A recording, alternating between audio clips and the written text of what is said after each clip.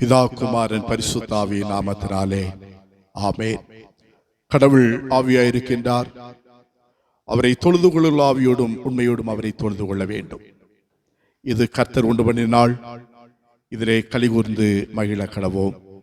நம்மை உண்டாக்கின கர்த்தருக்கு முன்பாக நாம் பணிந்து குனிந்து முழங்காற்படியிட கடவோம். வாருங்கள், ஜெபம் செய்வோம்.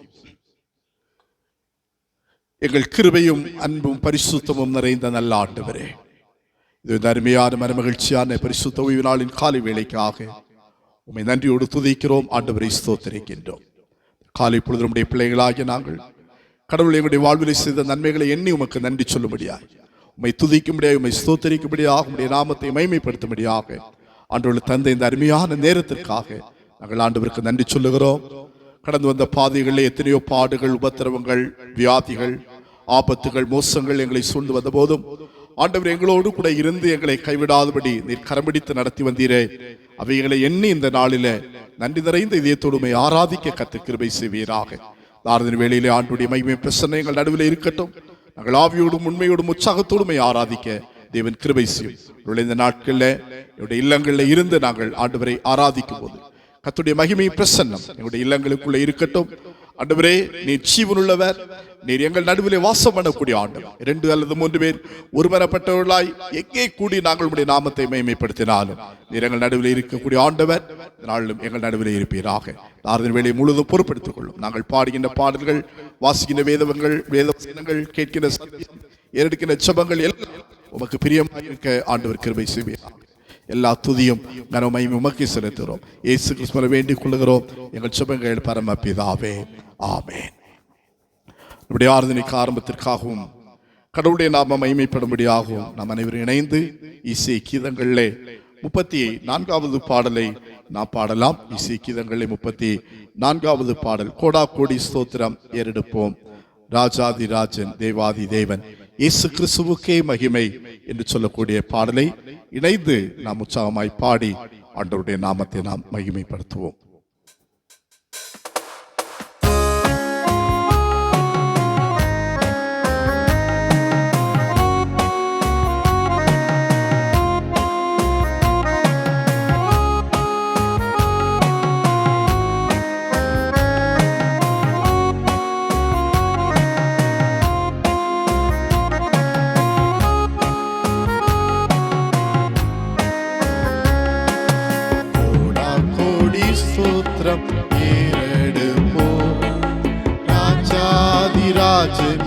தேவாதி தேவன் இயேசு கிறிஸ்துவுக்கே மகிமை. ராஜாதி ராஜன் தேவாதி தேவன் இயேசு கிறிஸ்துவுக்கே மகிமை. பரிசுத்தவான்கள் சபை நடுவே தரிசிக்கும் தேவ சமூகத்திலே, பரிசுத்தவான்கள் சபை நடுவே தரிசிக்கும் தேவ சமூகத்திலே, அல்லேலூயா அல்லேலூயா ஆவியில் பாடி மகிழுவோம், ஆண்டவர் இயேசுவை கொண்டாடுவோம், ஆண்டவர் இயேசுவை கொண்டாடுவோம். கோடா கோடி ஸ்தோத்திரம் ஏறெடுப்போம், ராஜாதி ராஜன் தேவாதி தேவன் இயேசு கிறிஸ்துவுக்கே மகிமை. ராஜாதி ராஜன் தேவாதி தேவன் இயேசு கிறிஸ்துவுக்கே மகிமை. திருவாசனத்தன்னை நெருங்குவோம், திருரத்தம் கரத்தில் ஏந்தி நிற்போம். திருவாசனத்தன்னை நெருங்குவோம், திருரத்தம் கரத்தில் ஏந்தி நிற்போம். அல்லேலூயா அல்லேலூயா கண்ணின் சகாயம் இரக்கமே, கர்த்தர் கிருபை என்றும் உள்ளதே, கர்த்தர் கிருபை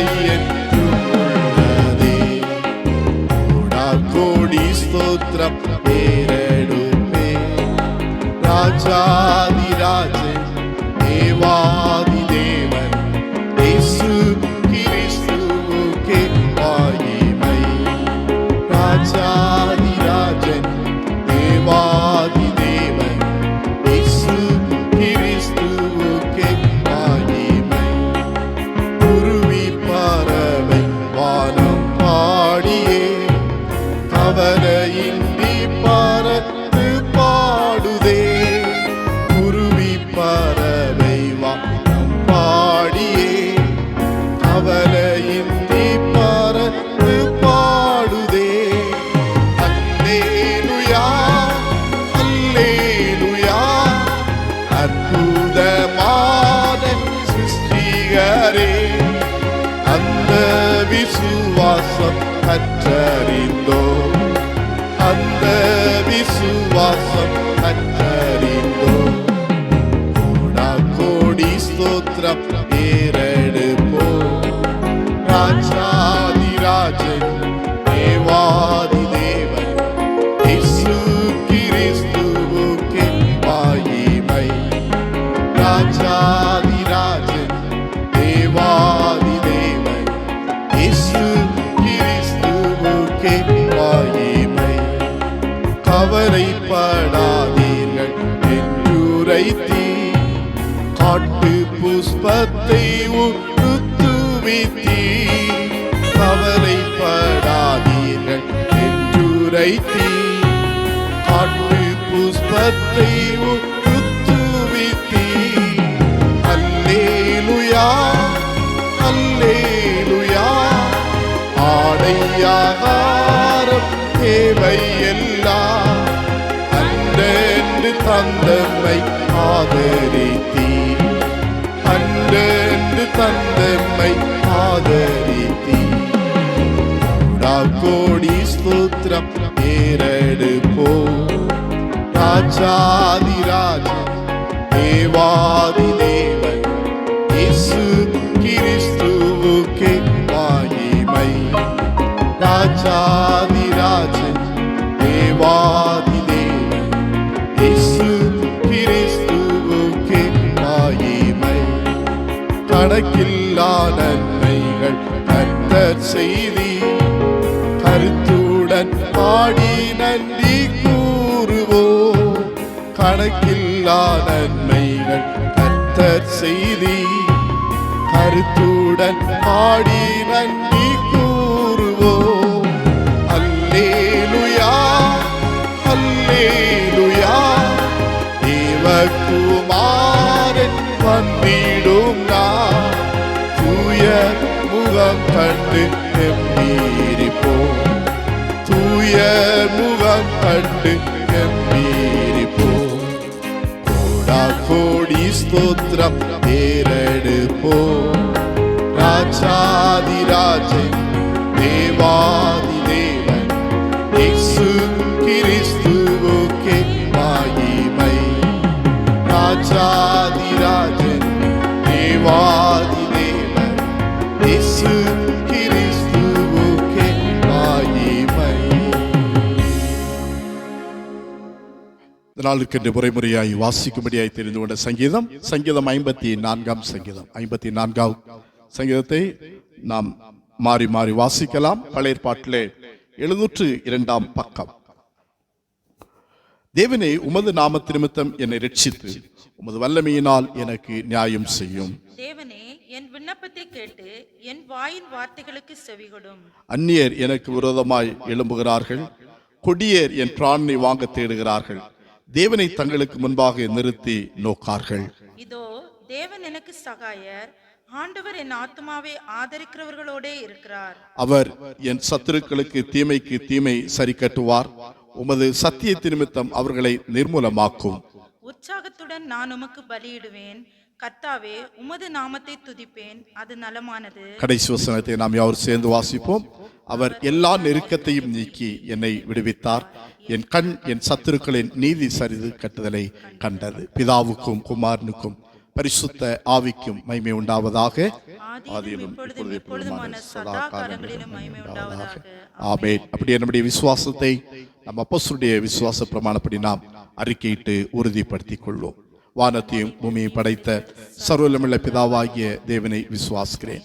அவருடைய ஒரே குமாரனாகிய நம்முடைய நாதர் இயேசு கிறிஸ்துவை விசுவாசிக்கிறேன். அவர் பரிசுத்த ஆவியினாலே கன்னிமரியாளிடத்தில் உற்பவித்து பிறந்தார். பொந்திய பிலாத்தின் காலத்தில் பாடுபட்டு சிலுவையில் அறையுண்டு மரித்து அடக்கம் பண்ணப்பட்டு பாதாளத்தில் இறங்கினார். 3ஆம் நாள் மரித்தோடத்திலிருந்து எழுந்தருளினார். பரமத்துக்கு ஏறி சர்வவல்லமையுள்ள பிதாவாகிய தேவனுடைய வலது வாசலில் வீற்றிருக்கிறார். அவரிடத்திலிருந்து உயிரோரையும் மரித்தோரையும் நியமித்திருக்க வருவார். பரிசுத்த ஆவி விசுவாசிக்கிறேன். பொதுவாக இருக்கிற பரிசுத்த சபையும் பரிசுத்தவான்கள் ஐக்கியமும் பாவ மன்னிப்பும் மரித்தோர் உயிர்த்தெழுதலும் நித்திய ஜீவனும் உண்டு என்று விசுவாசிக்கிறேன். ஆமென். ஜெபம் செய்வோம். அப்படியே நாம் அமர்ந்த இடங்கள்ல நம்முடைய தலைகளை தாழ்த்தி கண்களை மூடி ஆண்டவருடைய சமூகத்தில் நம்மை தாழ்த்தி அர்ப்பணிப்போமா. அன்பான தேவனுடைய பிள்ளைகளை, வேதம் சொல்லுகிறது நம்மை தாழ்த்தி ஆண்டவருக்கு நம்ம ஒப்பு கொடுக்க வேண்டும்.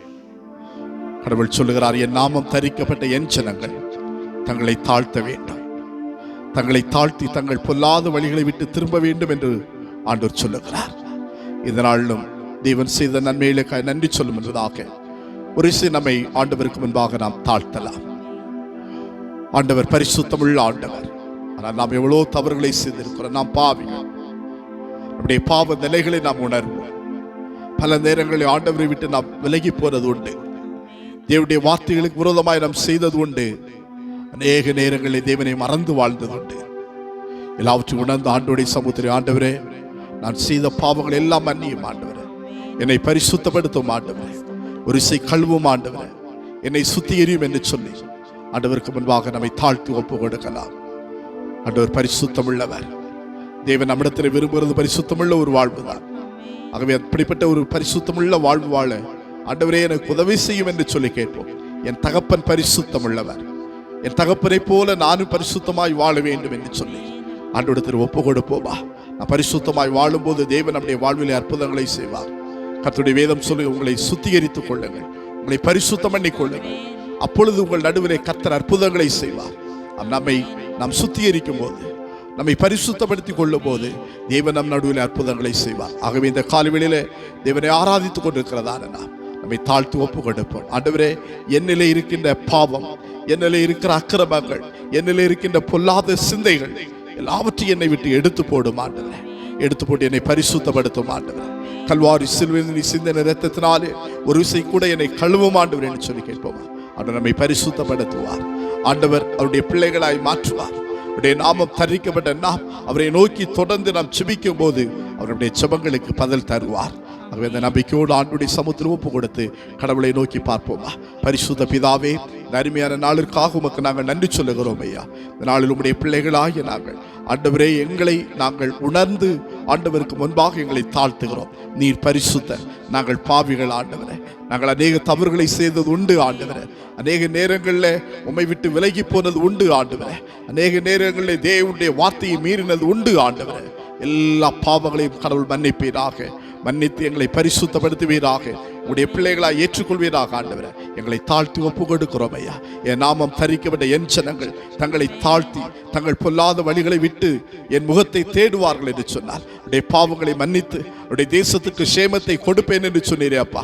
இதோ இந்த நாள் எங்களை தாழ்த்தி எங்கள் பொல்லாத வழிகளை விட்டு நாங்கள் திரும்பி ஆண்டவருடைய திருமுகத்தை நோக்கி பார்க்கிறோம் ஐயா. நீர் பரிசுத்தப்படுத்துவீராக. என்னுடைய தேசத்துக்கு சேமத்தை தருவீராக. என்னுடைய தேசத்தை தேவன் ஆளுகை செய்வீராக. தேசத்தில் இருக்கிற எல்லா பொல்லாப்புகள் மாறட்டும் ஆண்டவரே. தேசத்தில் இருக்கின்ற கொடியதான கொள்ளை நோய்கள் மாறட்டும் ஆண்டவரே. தேசம் சுகம் பெறுவதாக. கர்த்தர் செய்ய போறபடினால் நமக்கு நன்றி ஆண்டவரே. அதற்காக எங்களை தாழ்த்தி ஒப்பு கொடுத்து இந்த நாளிலும் எங்களுடைய தேசத்திற்காக நாங்கள் மன்றாடுகிறோம் ஆண்டவரே. கடவுளே, என்னுடைய தேசத்தை ஆசீர்வதியும், பாதுகாத்துக் கொள்ளும். எல்லா கொடிய காரியங்களும் தேசத்தை விட்டு அகன்று போவதாக.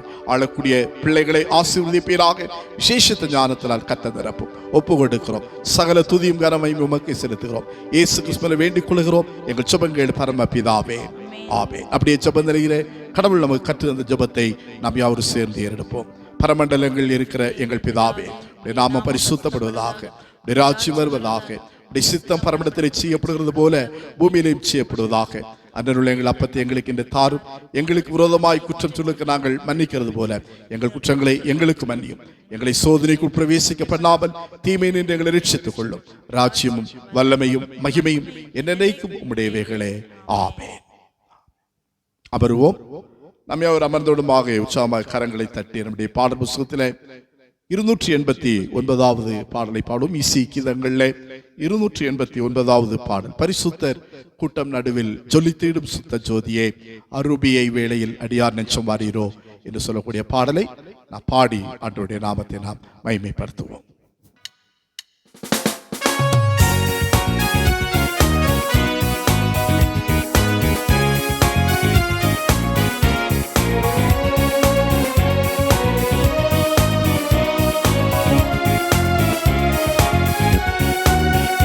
பரிசுத்த கூட்டம் நடுவில் ஜொலித்திடும் சுத்த ஜோதியை, அரூபியை வேளையில் ஆடி யார் நெஞ்சம் வாரீரோ, அரூபியை வேளையில் ஆடி யார் நெஞ்சம் வாரீரோ.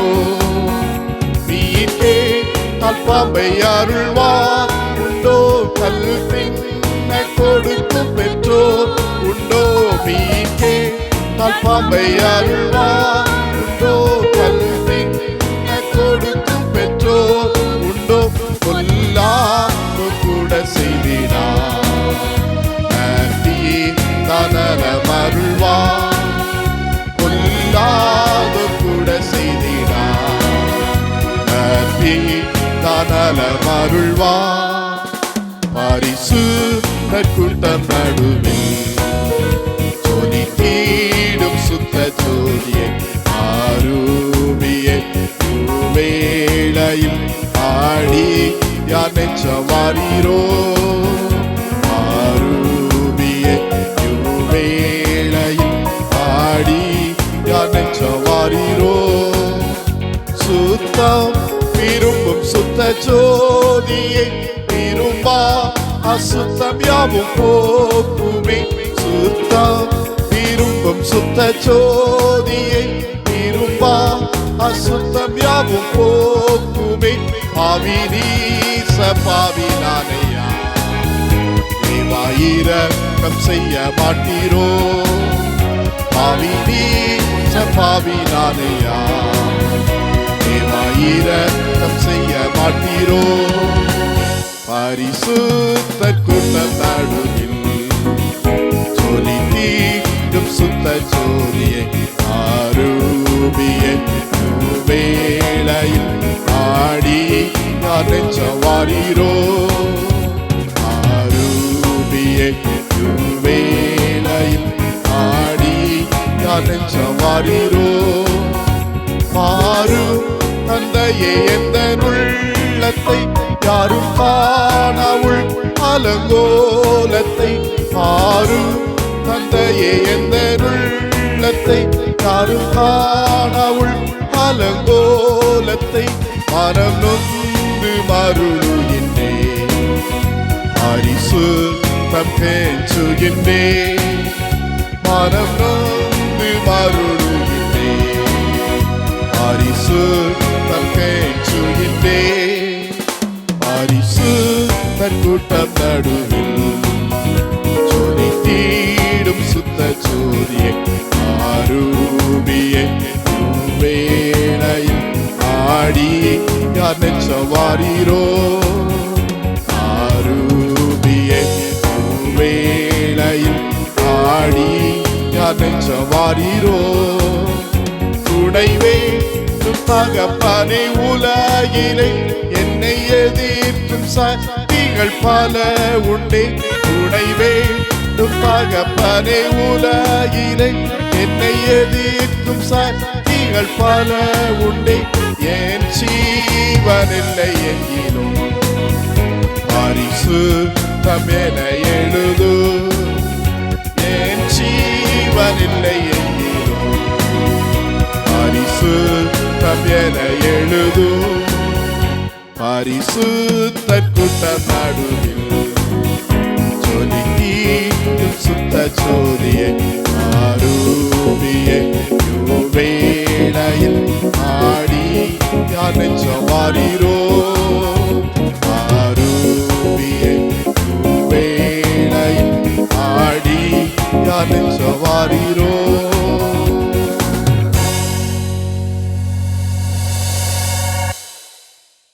இதனாலுக்குரிய திருமறை பாடம் கேட்போம். வாசிக்கும்படியாய் கொடுக்கப்படுகின்ற வேத பாடம் 2 சாமுவேல் 18ஆம் அதிகாரம் வசனங்கள் 24 முதல் 33 முடிய உள்ள வேத வசனங்களை நாம் வாசிக்க கேட்போம். சாமுவேல் தீர்க்கதரிசியுடைய 2ஆம் புத்தகம் 18ஆம் அதிகாரம் வசனங்கள் 24 முதல் 33 முடிய உள்ள வேத பகுதிகளை இந்த நாளிற்குரிய திருமறை பாடமாக நாம் வாசிப்போம். பழைய ஏற்பாட்டிலே பக்கம் எண் 410. இன்றைய பரிசுத்த ஓய்வு நாளுக்காக கொடுக்கப்பட்ட திருமறை பாடம் சாமுவேலின் 2வது புஸ்தகம் 18வது அதிகாரம் வசனங்கள் 23 33 முடிய. 2 சாமுவேல் 18வது அதிகாரம் 24வது வசனத்திலிருந்து 33 முடிய. தாவீது 2 ஒலிமுக கவனி வாசலுக்கு நடுவாக உட்கார்ந்திருந்தான். ஜாமம் காக்கிறவன் அலங்கத்தில் இருக்கிற கவனியின் மேல் நடந்து தன் கண்களை ஏறெடுத்து இதோ ஒரு மனுஷன் தனியே ஓடி வருகிறதை கண்டு கூப்பிட்டு ராஜாவுக்கு அறிவித்தான். அப்பொழுது ராஜா அவன் ஒருவனால் வந்தான், அவன் வாயிலே நல்ல செய்தி இருக்கும் என்றான். அவன் ஓடி கிட்ட வரும்போது ஜாமம் காக்கிறவன் வேறொருவன் ஓடி வருகிறதை கண்டு அதோ பின்னொருவன் தனியே ஓடி வருகிறான் என்று வாசல் காக்கிறவனோடே கூப்பிட்டு சொன்னான். அப்பொழுது ராஜா அவனும் நல்ல செய்தி கொண்டு வருகிறவன் என்றான். மேலும் ஜாமம் காக்கிறவன் முந்தினவனுடைய ஓட்டம் சாதோக்கின் குமாரன் அகிமாசுடைய ஓட்டம் போல் இருக்கிறது என்று எனக்கு தோன்றுகிறது என்றான். அப்பொழுது ராஜா அவன் நல்ல மனுஷன், அவன் நல்ல செய்தி சொல்ல வருகிறான் என்றான். அகிமாஸ் வந்து ராஜாவை நோக்கி சமாதானம் என்று சொல்லி முகங்குப்புற விழுந்து ராஜாவை வணங்கி, ராஜாவாகி என் ஆண்டவனுக்கு விரோதமாய் தங்கள் கைகளை எடுத்த மனுஷரை ஒப்பு கொடுத்திருக்கிற உம்முடைய தேவனாகிய கர்த்தருக்கு ஸ்தோத்திரம் உண்டாவதாக என்றான். அப்பொழுது ராஜா பிள்ளையாண்டானாகிய அப்சலோம் சுகமாய் இருக்கிறானா என்று கேட்டதற்கு அகிமாஸ், யோவாப் ராஜாவின் வேலைக்காரனையும் உம்முடைய அடியாளையும் அனுப்புகிற போது ஒரு பெரிய சன்னதி இருந்தது, ஆனாலும் அது இன்னதென்று தெரியாது என்றான். அப்பொழுது ராஜா நீ அங்கே போய் நில் என்றான். அவன் ஒரு பக்கத்தில் போய் நின்றான். இதோ ஊசி வந்து, ராஜாவாகி என் ஆண்டவரே, நற்செய்தி இன்று கர்த்தர் உமக்கு விரோதமாய் எழும்பின எல்லாரின் கைக்கும் உம்மை நீங்களாக்கி நியாயம் செய்தார் என்றான். அப்பொழுது ராஜா கூசியை பார்த்து, பிள்ளையாண்டான் ஆகிய அப்சலோம் சுகமாய் இருக்கிறானா என்று கேட்டதற்கு கூசி என்பவன், அந்த பிள்ளையாண்டானுக்கு நடந்தது போல ராஜாவாகி என் ஆண்டவனுடைய சத்துருக்களுக்கும் பொல்லாப்பு செய்ய உமக்கு விரோதமாய் எழும்புகிற யாவருக்கு நடக்க கடவது என்றான். அப்பொழுது ராஜா மிகவும் கலங்கி கவுனி வாசலின் மேல் வீட்டிற்குள் ஏறி போய் அழுதான். அவன் ஏறி போகையில், என் மகனாகிய அப்சலோமே, என் மகனே, என் மகனாகிய அப்சலோமே, நான் உனக்கு பதிலாக செத்தேன், ஆனால் நலமாயிருக்கும். அப்சலோமே, என் மகனே, என் மகனே என்று சொல்லி அழுதான் என்றார் என்பதே வாசிக்கும்படியாக கொடுக்கப்பட்ட திருமறை பாடம் வாசித்தாயிற்று. கிறிஸ்துவே உமக்கே மகிமை உண்டாவதாக. ஆமேன். கடவுள் தாமே நான் வாசிக்கிட்ட இந்த வேத பகுதியை ஆண்டு நமக்கு ஆசிரியை தருவாராக. இல்லை அப்படியே நம்ம உட்கார்ந்த இடத்துல கண்களை மூடி ஆண்டவரை நோக்கி பார்ப்போம். இது ஆராதனை வேளை. தேவன் செய்த நன்மைக்காக நன்றி சொல்லக்கூடிய ஒரு நேரம். ஆண்டு நமக்கு எத்தனை நன்மைகளை செய்திருக்கிறார், எவ்வளவு அற்புதம் செய்திருக்கிறார், எத்தனை அதிசயம் செய்திருக்கிறார். எல்லாவற்றையும் ஆண்டவருக்கு நன்றி சொல்லுவோமா? நேற்றைக்கு இருந்த எத்தனையோ மனிதர்கள் இன்றைக்கு இல்லை.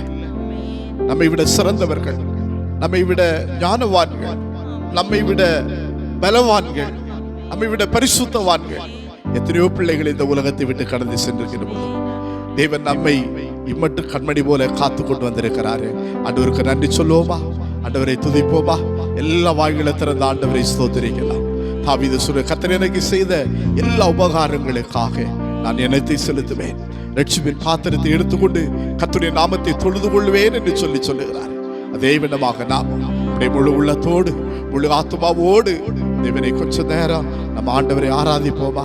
ஹல்லேலூயா. நன்றி ஆண்டவரே, உம்மை துதிக்கிறோம் அப்பா, உம்மை ஸ்தோத்திரிக்கிறோம் ஆண்டவரே. உம்முடைய நாமத்தை நாங்கள் மகிமைப்படுத்துகிறோம். Thank you Lord. எத்தனை நன்மைகள் எனக்கு செய்தி, எப்படி நன்றி சொல்வேன், நான் எப்படி நன்றி எல்லா உள்ளத்துல நீ ஆழத்துல சொல்லுமா.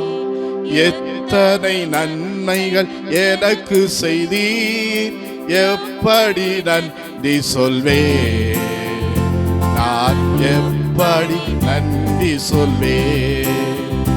நன்றி ராஜா, நன்றி ராஜா, நன்றி ராஜா, இயேசு ராஜா.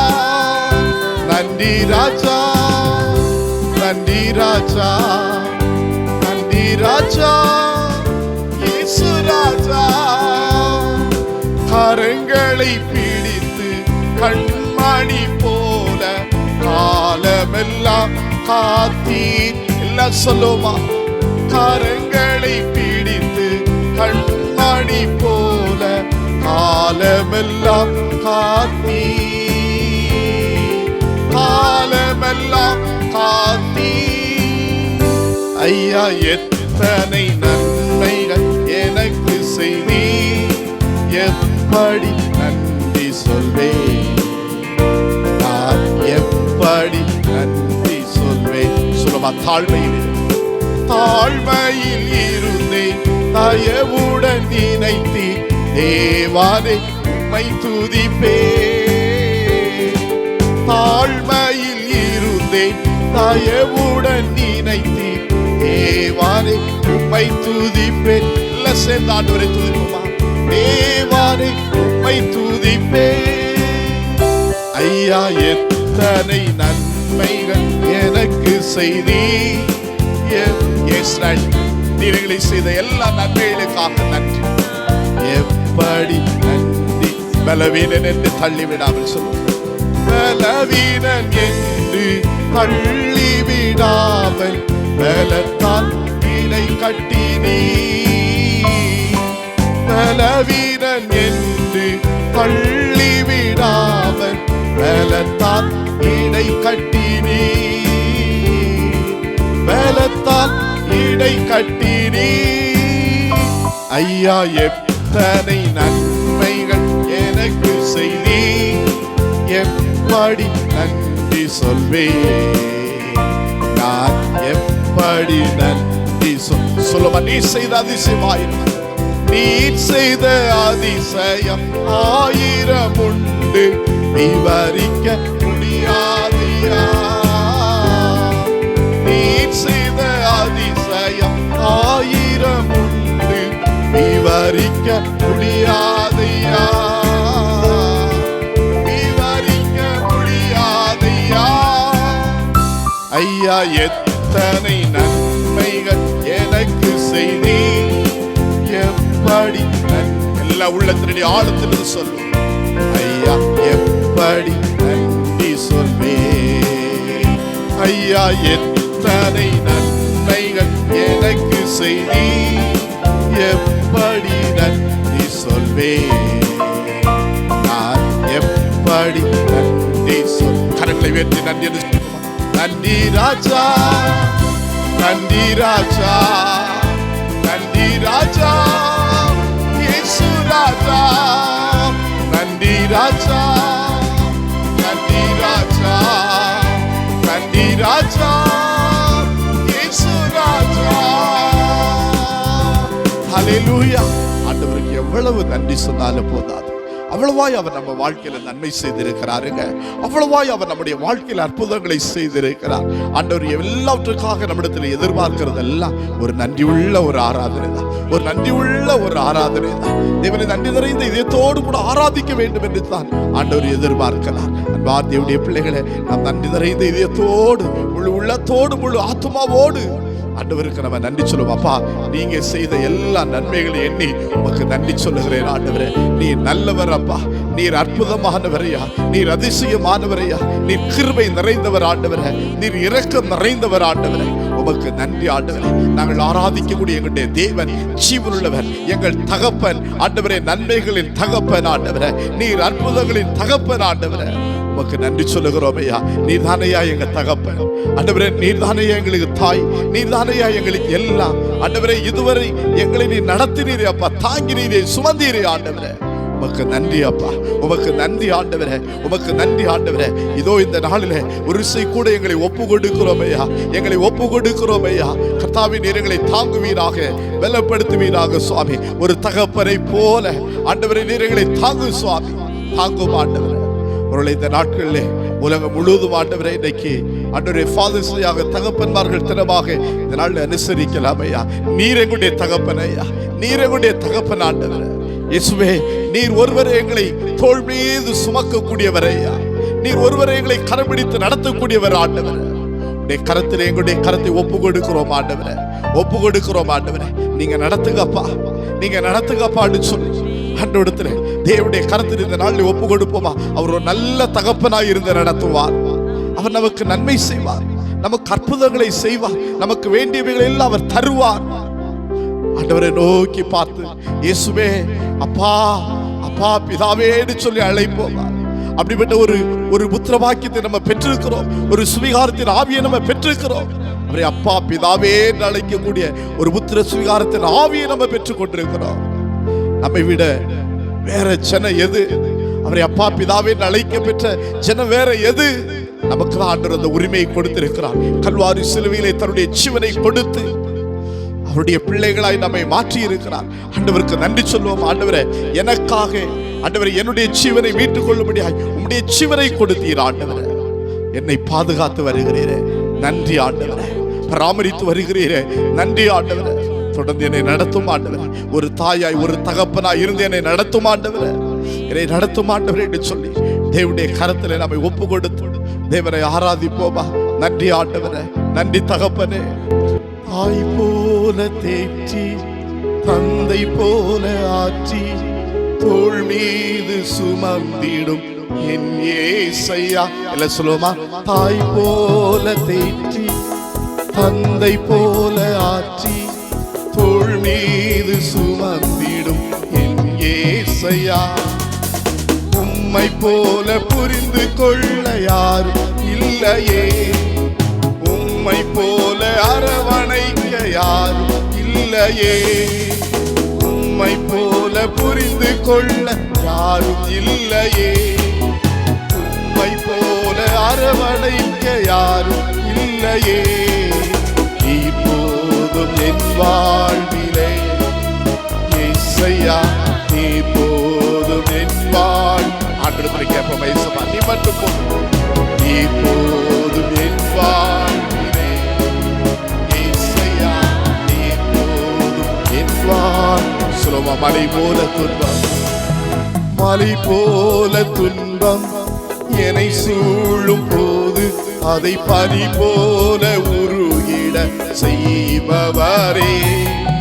மலை போல துன்பம் என்னை சூழும் போது அதை பனி போல உருகிட செய்பவரே.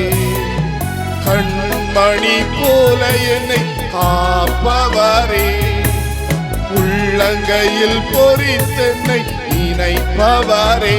எஸ், கண்மணி போல என்னை காப்பவரே, உள்ளங்கையில் பொறித்தென்னை நினைப்பவரே. இப்போதும் இப்போதும் என் வாழ்விலே இயேசையா, இப்போது என் ஆண்டவரே, நீங்க மட்டும் போதும் ஆண்டவர்.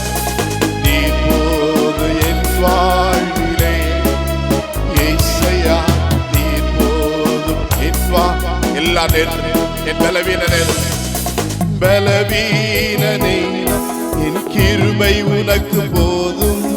பலவீனத்தில் பல தருவேன் நீ, பலவீன நேரம் என் கிருபை உனக்கு போதும். பலவீனத்தில் பல தருவேன் நீ, நிழல் போல என் வாழ்வில் வருபவரே, விலகாமல் துணை நின்று காப்பவரே. காப்பவரே, நிழல் போல என் வாழ்வில் வருபவர். எல்லாம் சொல்லுங்க, இலகாமல் துணை நின்று காப்பவரே, நீ போதும் நின்வா. எஸ் டாடி, நீங்க மட்டும் போதப்பா. நீர் என் தகப்பனாயிருந்து என் நிழல் போல என்னை தொடர்ந்து என்னை காத்துக்கொள்ளும். நீ போதும் நின்வா ஏசையா, நீ போதும் என் வாழ்விலே. தாய் போல பாசம், தந்தை போல நேசம், ஒரு தோழன் போல புரிந்து கொண்ட என் ஏசையா. தாய் போல பாசம், தந்தை போல நேசம், ஒரு தோழன் போல புரிந்து கொண்ட என் ஏசையா. உம்மை போல புரிந்து கொள்ள யாரும் இல்லையே, உம்மை போல அரவணைக்க யாரும் இல்லையே. சொல்லுமா, உம்மை போல புரிந்து கொள்ள யாரும் இல்லையே, உம்மை போல அரவணைக்க யாரும் இல்லையே. நீ போதும் என்பா. ஆண்டவரே, நீங்க மட்டும் போதும்பா. நீர் என் தகப்பனா, எனக்கு தாயாய் நீர் இருந்து என்னை நடத்தினால் போதும். ஆண்டவரே, நீ போதும் என் வாழ்விலே. ஏசையா, நீ போதும் என் வாழ். எல்லாம் சொல்லுமா, நீங்க மட்டும் போதும் பாடு சொல்லுங்க. நீ போதும் என் வாழ்விலே. ஏசையா, நீ போதும் என் வாழ். எஸ் டாடி, நீ மட்டும் போதும். நீ போதும் என் வாழ்விலே. ஏசையா, நீ போதும் என் வாழ்விலே. அவன் நம்முடைய தகப்பனாய் இருந்தால் போதும். மலை போல துன்பம் வந்தாலும் அதை பனி போல உருகிட செய்வார். அவர் நம்மை கண்மணி போல காக்கக்கூடிய ஆண்டவர். ஒரு தகப்பன் தன் பிள்ளை சுமந்து கொண்டு போவது போல கர்த்தர் நம்மை சுமக்கின்ற ஆண்டவர். ஆகவே அந்த ஆண்டவரை நோக்கி பார்ப்போம். இயேசுவே, நீர் எங்களை சுமக்கின்றபடியினால், நீர் எங்களோடு எங்களை நடத்துகிறபடியினால், நீர் எங்களுக்கு அற்புதங்களை செய்கின்றபடியினால் உமக்கு நன்றி ஆண்டவரே. தொடர்ந்து எங்களோடு எங்களை நடத்தும் ஆண்டவரே, எங்களை காத்துக்கொள்ளும் ஆண்டவரே, எங்களை ஆசீர்வதியும் ஆண்டவரே, எங்களை பலப்படுத்தும் ஆண்டவரே, எங்களுக்கு அற்புதம் செய்யுமையான்னு சொல்லி ஆண்டவரை நோக்கி பார்த்து ஜெபிப்போமா. எங்கள் நல்ல ஆண்டவரே, அருமையான நாளிற்காக உமக்கு நாங்கள் நன்றி சொல்லுகிறோம் ஐயா. இந்த நாளுடைய பிள்ளைகளாகிய நாங்கள் அப்பா உம்மை தொழுது கொள்ளக்கூடிய பாக்கியத்தை தந்தீரே, அதற்காக ஸ்தோத்திரம். எத்தனையோ பிள்ளைகளுக்கு கிடைக்காத ஒரு பெரிய பாக்கியம் ஆண்டவரே. நீ ஜீவனுள்ளவர், ஜீவனுள்ள உம்மை ஆண்டவரே நாங்கள் ஜீவனோடு ஆராதிக்க கர்த்தர் கிருபை செய்திருக்கிறபடி நான் ஸ்தோத்திரம். நீர் எங்களுடைய ஆராதனையில் பிரியப்பட்டபடி நான் நன்றி. என்னுடைய துதி ஸ்தோத்திரங்களை ஏற்றுக்கொண்டிருக்கிறபடி நான் ஆண்டவரே உமக்கு நன்றி அப்பா, நன்றி. இந்த நாளில் எங்கள் தகப்பன் நீர் ஆண்டவரே, என்னுடைய தகப்பனே, நாங்கள் உடைய முகத்தை நோக்கி பார்க்கிறோம். உடைய முகம் பிரகாசிக்கக்கூடிய முகம், உடைய முகம் நன்மை வர செய்யக்கூடிய முகம். அன்றைய முகத்திலிருந்து எல்லா ஆசீர்வாதங்களும் உண்டு ஆண்டவரே. அவர்கள் அவருடைய முகத்தை நோக்கி பார்த்து பிரகாசம் அடைந்தார்கள். அவருடைய முகங்கள் வெட்கப்பட்டு போறதில்லை என்று வேதம் சொல்லுகிறது. அப்பா, எங்களை பிரகாசிப்பிக்க பண்ணுகின்ற தகப்பன், அதற்காக நன்றி. நாளை ஆராதித்து ஒவ்வொரு பிள்ளைகளுடைய வாழ்விலும் அற்புதங்களை செய்ய அதிசயமாய் நடத்தும் ஆண்டவரே. ஒரு தகப்பனாய், ஒரு தாயாய் நீர் இருந்து உடைய பிள்ளைகளை நடத்த அதிசயங்களை செய்யும், தேவைகளை சந்தியும், கஷ்டங்கள் எல்லாம் மாற்றி போடுவீராக சாமி. குறிப்பாக இந்த நாட்களில் இருக்கிற பலவீனங்கள், இந்த நாட்களில் இருக்கிற வியாதிகள், இந்த நாட்களில் இருக்கிற பொல்லாப்புகள், இந்த நாட்களில் இருக்கிற கொள்ளை நோய் எல்லாவற்றையும் கரத்தில் ஒப்பு கொடுத்து சோமன்ற ஆண்டவரே, இயேசுவின் நாமத்தினாலே எல்லாம் மாறி போவதாக, எல்லாம் ஒண்ணு இல்லாமல் போவதாக ஐயா. ஒரு பெரிய விடுதலை கட்டளையிடுவீராக ஆண்டவரே. இந்த ஆண்டவரை, இந்த கொரோனா தொற்றிலிருந்து உலகம் முழுவதும் ஒரு பெரிய விடுதலை காணட்டும் ஆண்டவரே. ஜனங்கள் விடுதலையாக்கப்படுவார்களாக ஐயா. இயேசுவின் நாமத்தினாலே விடுதலையை, சுகத்தை கட்டளையிட போறபடினாலே ஆண்டவரே உமக்கு நன்றி. ஒருவேளை எங்களுக்கு தெரிந்தவர்கள் யாராவது இந்த வியாதினால பாதிக்கப்பட்டிருந்தால் அந்த மக்களுக்காக விசேஷமாய் ஜெபம் பண்றோம். ஆண்டவரே சுகம் கொடுப்பீராக. ஆண்டவரே சுகப்படுத்தி நம்முடைய பிள்ளைகளை பத்திரமாய் பாதுகாத்துக் கொள்ளும் ஆண்டவரே. தேவைகளோடு இருக்கக்கூடிய பிள்ளைகள் உண்டு, தேவைகள் சந்திக்கப்படட்டும் சுவாமி. கஷ்டங்கள் எல்லாம் மாறட்டும். கர்த்தர் அற்புதமாய் அதிசயமாய் நடத்தும். இதுவரை நடத்துற ஆண்டவர் இன்னும் நடத்த போதுமானவரையா கரத்தில் ஒப்பு கொடுக்கிறோம். தொடர்ந்து இந்த நாளில் நாங்கள் உடைய வார்த்தைகளை தியானிக்கும் போது பரிசுத்த ஆவியானவர் எங்களோடு இடைபடுவீராக. நீ பேசு, உடைய வார்த்தைகளுக்கு எங்களை ஆண்டவர் நாங்கள் செவி சாய்க்க, ஆண்டவர் எங்களை நாங்கள் ஒப்பு கொடுக்க கர்த்தர் கிருபை செய்யும். எல்லா துதியும் கனமும் மகிமையும் உமக்கே செலுத்துகிறோம். இயேசு கிறிஸ்துவிலே வேண்டிக் கொள்கிறோம் எங்கள் ஜெபங்களை பரமபிதாவே. ஆமென். கிறிஸ்துவுக்குள் அன்பானவர்களே, ஆண்டவராகிய இயேசு கிறிஸ்துவின் இனிதான நாமத்தினாலே உங்கள் யாவரையும் அன்போடு கூட வாழ்த்தினேன். இந்த நாளிலும் எங்களோடு கூட இணைந்து தேவனை ஆராதித்துக் கொண்டிருக்கின்ற உங்கள் யாவரையும் ஆண்டவர் ஆசீர்வதிப்பாராக. இம்மட்டும் தேவன் நம்முடைய வாழ்விலே நல்லவராயிருந்து அவர் நம்மை நடத்தி இருக்கிறார், அற்புதங்களை செய்திருக்கிறார். பல விதமான ஆபத்துகள், மோசங்கள், பல வியாதிகள் நம்மை சூழ்ந்து வந்த போதும் தேவன் எல்லாவற்றிலிருந்தும் தேவன் நமக்கு விடுதலை தந்திருக்கிறார். ஆகவே எல்லாவற்றுக்காக ஆண்டவருக்கு நன்றி சொல்லுவோம். தொடர்ந்து தேவனை ஆராதிக்கக்கூடிய பிள்ளைகளாய் இருப்போம். கடவுளுடைய நாமத்தை நாம் மகிமைப்படுத்துவோம். கர்த்தர் நிச்சயமாக நம்மை அவர் ஆசீர்வதிப்பார் என்பதிலே எந்த விதமான சந்தேகமும் இல்லை. கடந்த நாட்களிலும் இந்த பெரும் தொற்று கொஞ்சம் கொஞ்சமாக இது குறைந்து கொண்டு வருவதை நாம் காண்கின்றோம். நிச்சயமாக முழுவதுமாக இதிலிருந்து ஆண்டவர் விடுதலையாக்குவார். சீக்கிரமாக கர்த்தருடைய ஆலயங்கள் திறக்கப்பட்டு தேவனை நாம் அவருடைய ஆலய பிரகாரங்களை ஆராதிக்க ஆண்டவர் நமக்கு உதவி செய்வாராக. இன்னும் மிகவும் ஜாக்கிரதையோடு நாம் இருக்க வேண்டியது அவசியம். ஆகவே விழிப்போடு இருப்போம். நிச்சயமாக கர்த்தர் நம்மை பாதுகாப்பார். அன்பான தேவனுடைய பிள்ளைகளை, இந்த நாள் உலகம் முழுவதும் ஒரு விசேஷித்த தினமாக இந்த நாளை அனுசரிக்கின்றார்கள். குறிப்பாக இந்த நாள் வேர்ல்ட் ஃபாதர்ஸ் டே ஆக அனுசரிக்கப்படுகின்றது. அகில உலக தகப்பன்மார்கள் இல்லை என்றால் தந்தையர் தினமாக இந்த நாள் அனுசரிக்கப்படுகிறது. ஆகவே இந்த நாளில் எங்களோடு இணைந்து தேவனை ஆராதித்துக் கொண்டிருக்கின்ற திருச்சபை மக்கள் மற்றும் நண்பர்கள் அனைத்து குறிப்பாக அனைத்து தகப்பன்மார்களுக்கும் திருச்சபையின் சார்பாக அன்பான தகப்பன்மார் தின வாழ்த்துக்களை நான் தெரிவித்துக் கொள்ளுகிறேன். கர்த்தர் உங்களை ஆசீர்வதிப்பாராக. இந்த நாளிலும் நாம் அதை முன்னிட்டு ஒரு சில வார்த்தைகளை வேதத்தின் அடிப்படையில அருமையான தகப்பன்மார்களுக்கு சில ஆலோசனைகளாக வேதம் தருகின்ற ஆலோசனைகளை நாம் ஜெபத்தோடு கூட நாம் தியானிப்போம். நிச்சயமாக அது நமக்கு மிகுந்த ஆசீர்வாதமாக இருக்கும் என்பதிலே எந்த விதமான சந்தேகமும் இல்லை. வேதத்தின் ஒவ்வொரு வார்த்தைகளும் அது அனைவருக்கும் உரியதுதான். ஒருவேளை தகப்பன்மார்களுக்காக இருந்தாலும் அது மற்றவர்களுக்கும் அது ஏற்றதாக தான் இருக்கும். ஆகவே அனைவரும் ஜெப சிந்தையோடு கூட நீங்கள் இந்த வார்த்தைகளை தியானிக்கும்படியாக கேட்கும்படியாக உங்களை அன்போடு கூட நான் வேண்டிக் கொள்ளுகின்றேன். வேதத்திலே நீதிமொழியின் புஸ்தகம் 17ஆம் அதிகாரம், நீதிமொழிகள் 17ஆம் அதிகாரம் 6வது வசனம் விதமாக சொல்லுகிறது. சாலமோனுடைய நீதிமொழிகள் 17ஆம் அதிகாரம் அதனுடைய 6வது வசனம் இவ்விதமாய் சொல்லுகின்றது. பிள்ளைகளின் பிள்ளைகள் முதியோருக்கு கிரீடம், பிள்ளைகளின் மேன்மை அவர்கள் பிதாக்களே. இதனால் இந்த வசனத்தின் இந்த 2வது பகுதியை தான் நம்முடைய தியானத்திற்காக நாம் எடுத்துக் கொள்ள போகிறோம். பிள்ளைகளின் மேன்மை அவர்கள் பிதாக்களே. பிதாக்கள் என்பவர்கள் பிள்ளைகளுடைய மேன்மையாக மகிமை பொருந்தினவர்களாக இருக்கிறார்கள். ஆகவே பிதாக்கள் தகப்பன்மார்கள் என்பது அது ஒரு பெரிய ஒரு உன்னதமான ஒரு நிலையை குறிக்கின்றதை நாம் பார்க்கின்றோம். ஒரு தகப்பன் என்று சொல்லக்கூடியதான் நேரத்தில் அவ்வளவு ஒரு சந்தோஷம். இன்னைக்கு எத்தனை பேர்கள் ஒருவேளை திருமணமாகியும் பிள்ளை செல்வங்கள் இல்லாமல் இருக்கக்கூடியவர்கள் அந்த தகப்பன் என்ற அந்த ஸ்தானத்தை அடைய முடியாதபடிக்கு அவர்கள் வேதனையோடு கூட இருக்கிறார்கள். ஆனால் ஆண்டவர் நமக்கு ஒரு நல்ல ஸ்தானத்தை ஆண்டவர் கொடுத்திருக்கிறார். தகப்பன் என்று சொல்லக்கூடிய அந்த மேன்மையை ஆண்டவர் கொடுத்திருக்கிறார். எதன் மூலமாக தகப்பன் என்று சொல்லக்கூடிய அந்த மேன்மை என்றால் நம்முடைய பிள்ளைகள் மூலமாக தான் அந்த மேன்மையை ஆண்டவர் நமக்கு கொடுத்திருக்கிறார். ஆகவே அந்த மேன்மையை பெற்றிருக்கிறதான நாம் நம்முடைய பிள்ளைகளையும் அந்த மேன்மைக்குரியவர்களாய் வளர்த்த வேண்டியது கடமையாக இருக்கின்றது.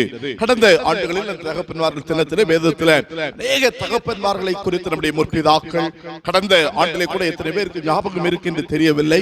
நம்முடைய விசுவாசிகளின் தகப்பனாகிய ஆபிரகாமை குறித்து அவரிடத்திலே காணப்பட்ட குணாதிசயங்களை குறித்து நாம் தியானித்தோம். இந்த நாளிலே வேதத்திலிருந்து ஒரு 3 தகப்பன்மார்களை உங்களுக்கு நான் சுட்டி காட்ட ஆசைப்படுகிறேன். வேதம் சொல்லுகின்றபடி பிள்ளைகளுடைய மேன்மை அவர்கள் பிதாக்கள் தான். அந்த பிள்ளைகளுடைய மேன்மை பிதாக்களாக இருக்க வேண்டும் என்றால் இந்த பிதாக்கள் இந்த தகப்பன்மார்கள் எப்படிப்பட்டவர்களாய் இருக்க வேண்டும் என்று வேதம் சொல்லுகின்றது. இங்கே 3 தகப்பன்மார்களை நான் உங்களுக்கு சுட்டி காட்ட ஆசைப்படுகிறேன். இந்த 3 தகப்பன்மார்களிடத்திலும் இன்னைக்கு 3 காரியங்களை நாம் கற்றுக்கொள்ள போகின்றோம். ஒன்று, ஒரு கரிசனை உள்ள ஒரு தகப்பன், இரண்டாவது ஒரு கனிவுள்ள தகப்பன், மூன்றாவதாக ஒரு கருணையுள்ள ஒரு தகப்பன். இன்னைக்கு பிள்ளைகளின் மேன்மையாக, பிள்ளைகளுக்கு கிரீடமாக நாம் இருக்க வேண்டும் என்று சொன்னால் நம்முடைய வாழ்க்கையில் ஒவ்வொரு தகப்பன்மார்களுடைய வாழ்க்கையிலும் இப்படிப்பட்ட மேன்மைகள், பண்புகள், குணாதிசயங்கள் இருக்க வேண்டியது அவசியம். அதாவது ஒரு கரிசனை உள்ள தகப்பனாக, ஒரு கனிவுள்ள தகப்பனாக, ஒரு கருணை உள்ள தகப்பனாக இருக்கிறதான வேளையிலே நிச்சயமாக பிள்ளைகளுடைய மேன்மையாக பிதாக்களாகிய தகப்பன்மார்களாகிய நாம் இருப்போம் என்பதில் எந்த விதமான சந்தேகமும் இல்லை. ஆகவே வேதத்திலிருந்து இந்த 3 தகப்பன்மார்களை உங்களுக்கு, இந்த பண்புகளை உடைய 3 தகப்பன்மார்களை உங்களுக்கு நான் சுட்டிக்காட்ட ஆசைப்படுகிறேன். அவரிடத்திலிருந்து நாம் கற்றுக்கொண்டவைகளை நாமும் பின்பற்றும் போது நிச்சயமாக நாமும் நம்முடைய பிள்ளைகளுக்கு மேன்மையான, மகிமையான, ஒரு சிறந்த, ஒரு எடுத்துக்காட்டான ஒரு தகப்பனாக இருக்க முடியும் என்பதில் எந்த விதமான சந்தேகமும் இல்லை. முதலாவது நாம் பார்க்கும்போது ஒரு கரிசனை உள்ள ஒரு தகப்பன். எப்போதுமே ஒரு தகப்பன் என்பவன் பிள்ளைகள் மேல் அதிக கரிசனை உடையவனாக இருக்க வேண்டும். பிள்ளைகள் பிறந்தது முதல் அவர்கள் வளர்ந்து அடுத்த அவருடைய எதிர்காலம் அனைத்தையும் அவர் தீர்மானிக்கிறதுல இந்த தகப்பனுடைய கரிசனை அதிகமாக இருக்க வேண்டும். ஒருவேளை கரிசனையற்ற தகப்பனாய் நாம் இருப்போம் என்று சொன்னால் நிச்சயமாக நம்முடைய பிள்ளைகளுடைய மேன்மையாக, மகிமையாக நாம் இருக்க முடியாது. ஒருவேளை ஒரு தகப்பனுக்கு தன்னுடைய பிள்ளை குறித்த ஒரு கரிசனை இல்லை என்று சொன்னால் அந்த பிள்ளை அந்த தகப்பனை மதிக்க மாட்டார். இன்னைக்கு எத்தனையோ பிள்ளைகள் தகப்பன்மார்களை குறித்து சொல்வதை பார்க்க முடியும். அவருக்கு என் மேல ஒரு கரிசனையே இல்லை அப்படின்னு சொல்லுவார்கள். எனக்கு அன்பான தேவனுடைய பிள்ளைகளே, ஒவ்வொரு தகப்பன்மார்களும் தங்களுடைய பிள்ளைகள் மேல் அதிகமாக பிள்ளைகளுடைய வளர்ச்சி, பிள்ளைகளுடைய வாழ்க்கை, இவைகளிலே அதிக கரிசனை உள்ளவர்களாக இருக்க வேண்டும். அப்படிப்பட்டவர்கள் தான் ஒரு சிறந்த தகப்பனாக இருக்க முடியும். அதற்கு வேதத்திலே நாம் பார்க்க வேண்டும் என்றால் ஒரு சிறந்த உதாரணமாக நாம் பார்க்க வேண்டும் என்று சொன்னால் நியாயாதிபதிகளின் புத்தகம் 13ஆம் அதிகாரத்திலே ஒரு தகப்பனை நாம் பார்க்க முடிகின்றது. அந்த தகப்பனாருடைய பெயர் மனோவா என்று நாம் பார்க்கின்றோம். வாசியுங்கள் நியாயாதிபதிகளின் புத்தகம் 13ஆம் அதிகாரம் அவருடைய 8வது வசனத்தை நாம் வாசிக்க கேட்கலாம். நியாயாதிபதிகள் 13ஆம் அதிகாரம் அவருடைய 8வது வசனம். அப்பொழுது மனோவா கர்த்தரை நோக்கி விண்ணப்பம் பண்ணி, ஆயின் ஆண்டவரே, நீ அனுப்பின தேவனுடைய மனுஷன் மறுபடியும் ஒரு விசை எங்களிடத்தில் வந்து பிறக்க போகிற பிள்ளைக்காக நாங்கள் செய்ய வேண்டியதை எங்களுக்கு கற்பிப்பாராக என்று சொல்லி அவன் வேண்டிக் கொண்டான். பாருங்க, பிறக்க போகிற பிள்ளைக்காக, பிள்ளைக்கு செய்ய வேண்டியதை, என்ன செய்ய வேண்டும் என்று எங்களுக்கு கற்பிக்க வேண்டும். இதுதான் ஒரு தகப்பு, உண்மையான ஒரு தகப்பனுடைய கரிசனை. இங்கே இந்த சம்பவம் நமக்கு தெரியும். மனோவா அவன் வெகு காலம் பிள்ளை இல்லாதவனாய் இருந்தான் என்று சொல்லி நாம் பார்க்கின்றோம். அவருடைய மனைவி அந்த 13ஆம் அதிகாரம் 2வது வசனத்தின் கடைசி பகுதி சொல்லுகிறது, அவன் பேர் மனோவா, அவன் மனைவி பிள்ளை பெறாத மலடியாய் இருந்தாள். இப்படிப்பட்ட ஒரு சமயத்திலே தான் ஒரு தேவனுடைய தூதன் ஒரு நாளிலே இந்த ஸ்திரியை, இந்த மனோவாவுடைய மனைவியை சந்திக்கின்றாள். சந்தித்து அவரை வாழ்த்தி, நீ கற்பம் தரித்து ஒரு குமாரனை பெறுவாய் என்று சொல்லி ஒரு நல்ல செய்தியை அந்த தேவனுடைய மனுஷன் சொல்லுகின்றதை பார்க்கிறோம். இப்போ இந்த செய்தி சொல்லப்பட்டதான நேரத்தில் மனோவா இல்லை. உடனே இந்த மனோவுடைய மனைவி சந்தோஷத்தோடு கூட இந்த செய்தியை தன்னுடைய கணவனிடத்திலே கொண்டு செல்லுகின்றாள். இவ்விதமாக ஒரு தேவனுடைய மனுஷன் வந்தார், அவர் இவ்விதமாக ஒரு நல்ல செய்தியை அவர் சொல்லி இருக்கிறார் என்று சொல்லி தன்னுடைய கணவனாருக்கு அந்த செய்தியை அவள் சொல்லுகின்றதை பார்க்கிறோம். ஒருவேளை இன்னைக்கு நம்ம இப்படிப்பட்ட ஒரு சூழ்நிலை இருந்தா நம்ம என்ன செய்து இந்த செய்தியை கேட்ட உடனே யோசித்து பாருங்கள். வெகு காலமாய் பிள்ளை இல்ல, ஒரு நல்ல செய்தி தேவனுடைய தூதன் வந்து சொல்லி இருக்கிறார், பிள்ளை பிறக்குன்னு நம்ம என்ன செய்வோம்? தலைகால் புரியாம நம்ம யார்கிட்ட போய் இதை சொல்லலாம், இந்த செய்தியை சொல்லலாம், இல்ல எப்படி இந்த மகிழ்ச்சியை கொண்டாடலாம், அப்படிதான் நம்ம பார்த்திருப்போம். ஆனால் இந்த மனோவா செய்த காரியத்தை பாருங்கள். அவன் ஒரு கரிசனை உள்ள தகப்பனாய் இருந்ததற்கு காரணம் இவன் தான். அவன் செய்த செய்தியை பாருங்க. உடனே அவன் ஆண்டவரை நோக்கி நோக்கி அவன் விண்ணப்பம் செய்கின்றதை பார்க்கிறோம். 8வது வசனத்தில் நாம் அதைதான் வாசித்தோம். அப்பொழுது மனோவா கர்த்தரை நோக்கி விண்ணப்பம் பண்ணினான். என்ன விண்ணப்பம் பண்ணினான்? என் ஆண்டவரே, நீர் அனுப்பின தேவனுடைய மனுஷன் மறுபடியும் ஒரு விசை எங்களிடத்தில் வந்து பிறக்க போகிற பிள்ளைக்காக நாங்கள் செய்ய வேண்டியதை எங்களுக்கு கற்பிப்பாராக. ஆண்டவரே, பிறக்க போகிற பிள்ளைக்கு நாங்கள் என்ன செய்யணும்? அந்த பிள்ளை பெறுவதற்கு முன்பதாக, அந்த பிள்ளை எங்களுக்கு பிறப்பதற்கு முன்பதாக அந்த பிள்ளைக்காக நாங்கள் செய்ய வேண்டிய காரியம் என்ன? ஆயத்தம் என்ன? ஒரு கரிசனை உள்ள தகப்பன் பிள்ளைகளுக்காக சகலத்தையும் ஆயத்தம் செய்யக்கூடியவராயிருப்பான்.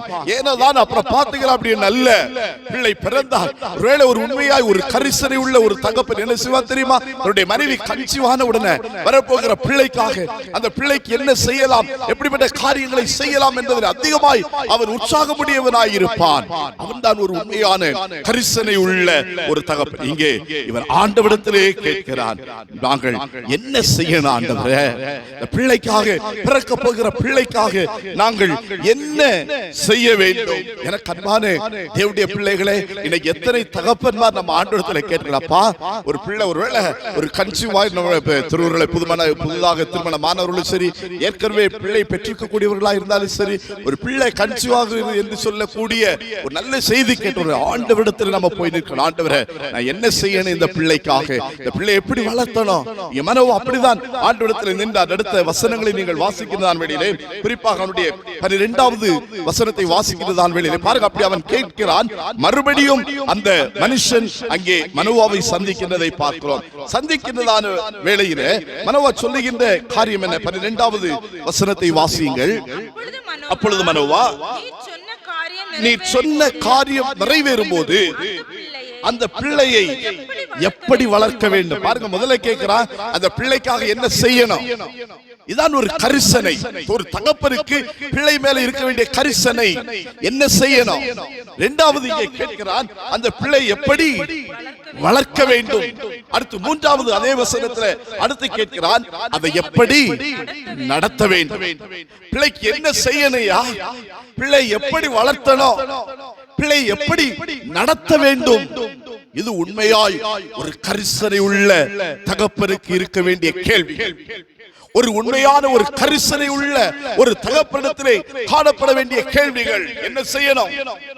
சரியா? இன்னைக்கு பிறகு முன்னாடி பிள்ளை என்னவா உயர்த்தலாம், வளர்த்தலாம் அப்படின்னு சொல்லி நம்ம இந்த பிள்ளைக்காக என்ன செய்ய வேண்டும்? அடுத்து பாருங்க, அழகா கேட்கிற பிள்ளை எப்படி வளர்க்கணும், எப்படி வளர்க்கணும்? இன்னைக்கு எத்தனை பெற்றோர்கள், எத்தனை தகப்பன்மார்கள் ஆண்டவரிடத்தில் கேட்டிருக்கிறோம், ஆண்டவரே என் பிள்ளையை நான் எப்படி ஆண்டவரை வளர்த்தணும்? எத்தனை தகப்பன்மார்கள் கேட்டிருக்கிறோம். நம்ம இஷ்டம் போல வளர்த்துறோம், அதுக்கு பிறகு நம்ம கையை விட்டு போன பிறகு ஐயோ போயிடுச்சேன்னு சொல்லி அழுகிறோம், புலம்புகிறோம். ஆனால் பிள்ளை எப்படி வளர்க்கணும் தெரியுமா? ஒரு உண்மையான ஒரு தகப்பன் பிள்ளையுடைய மேன்மை பிதாக்கள், ஒரு மேன்மை மிகுந்த ஒரு பிதா ஒரு தகப்பனா இருக்க வேண்டும் என்றால் பிள்ளைகள் மேல கரிசனை இருக்க வேண்டும், கரிசனை இருக்க வேண்டும். பிள்ளைக்கு என்ன செய்யலாம் ஆண்டவரே கேட்கணும். ஆண்டவரிடத்துல, ஆண்டவரே பிள்ளை எப்படி வளர்க்கணும் ஆண்டவரே, ஆண்டவரிடத்துல கேட்கணும். பிள்ளை எப்படி நடத்த வேண்டும் ஆண்டவரே, ஆண்டவரிடத்துல கேட்கணும். கேட்டு தேவ ஆலோசனையின்படி வளர்க்கும் போது, தேவ ஆலோசனையின்படி நடத்தும் போது அந்த பிள்ளை நமக்கு மேன்மையாக இருக்கும். அல்லேலூயா! அந்த பிள்ளையால நமக்கு மேன்மை உண்டு, அந்த பிள்ளையால நமக்கு மகிமை உண்டு என்பதை நம்ம மறந்து போகவே கூடாது, நம்ம மறந்து போகவே கூடாது. ஆகவே பிள்ளைகளுடைய மேன்மையை பெற்றோர்கள் ஒரு கரிசனை உள்ள தகப்பனாய் ஒரு தகப்பன் இருப்பான் என்று சொன்னால் அவருடைய பிள்ளை அந்த தகப்பனுக்கு மேன்மையாக மகிமையை கொண்டு வரக்கூடியதாக இருக்கும் என்பதில் எந்த விதமான சந்தேகமில்லை. எனக்கு அன்பான தேவ பிள்ளைகளே, தகப்பன்மார்கள் தினத்தை அனுசரிக்கிறதா இருக்கிற அருமையான தகப்பன்மார்கள் ஒவ்வொருவரும் நாம் கரிசனை உள்ள தகப்பன்மார்களாய் இருக்க வேண்டும். கரிசனை உள்ள தகப்பன்மார்களாய் பிள்ளைகளை குறித்த கரிசனை, பிள்ளைகளை தேவ சமூகத்திலே பிள்ளைகளுக்கு செய்ய வேண்டிய காரியம் என்ன? இன்னைக்கு பலரிடம் நம்ம ஆலோசனை கேட்கிறோமே, ஒரு குறிப்பிட்ட ஒரு வகுப்பு படித்து முடிந்து அடுத்து பிள்ளை அடுத்து கல்லூரி போக முன்னாடி நம்ம பல பேரிடத்துல போய் ஆலோசனை கேட்கிறோம். எதை படிக்க வைக்கலாம், எதை படிச்சா நல்லது, எதை படிக்க வச்சா நல்ல வேலை கிடைக்கும், எதை படிக்க வச்சா நல்ல சம்பாதிப்பான் கேட்கிறோம். தேவனிடத்திலே எத்தனை பேர் ஆலோசனை கேட்கிறீங்க? அவங்க இவங்கள்ட்ட கேட்டு போய் படிக்க வச்சு கடைசியில ஒரு வேலை இல்லாம ஒண்ணு இல்லாம பிள்ளைங்க இன்னைக்கு ஊதாரித்தனமாக சுற்றி கொண்டிருக்கிறது. என கண்மார் தேவனுடைய பிள்ளைகளை எத்தனை பெற்றோர்கள் எத்தனை தகப்பன்மார்கள் ஆண்டவருடைய சமூகத்திலே போய் கேட்டிருக்கீங்க, ஆண்டவரே என் பிள்ளைக்கு நான் செய்ய வேண்டியது என்ன, என் பிள்ளையை நான் எப்படி வளர்க்கணும், ஆண்டவரே என் பிள்ளையை நான் எப்படி நடத்த வேண்டும். எத்தனை பேர் நம்ம தேவனிடத்தில் ஆலோசனை கேட்டிருக்கிறோம். உண்மையாய் பிள்ளை மேல கரிசனை இருந்தா ஒவ்வொரு காரியத்துக்கும் தேவ சமூகத்திலே போய் நிற்க வேண்டும். ஒவ்வொரு நேரமும் பிள்ளைக்காக ஒரு தகப்பன் தேவ சமூகத்திலே போய் நிற்க வேண்டும். அப்ப அந்த பிள்ளை அந்த தகப்பனுக்கு மேன்மையாய் மகிமையாய் கிரீடமாய் அந்த பிள்ளை இருப்பான் என்பதில் எந்த விதமான சந்தேகமில்லை. இப்படி ஆண்டவரிடத்தில் கேட்காம ஒரு கரிசனையற்றவர்களாய் தேவ ஆலோசனையை பெற்று பிள்ளைகளை நடத்தலைன்னு சொன்னா நம்ம பிள்ளைகள் நிச்சயமாக நமக்கு வேதனையாக தான் இருப்பார்கள், வேதனையாக தான் இருப்பார்கள்.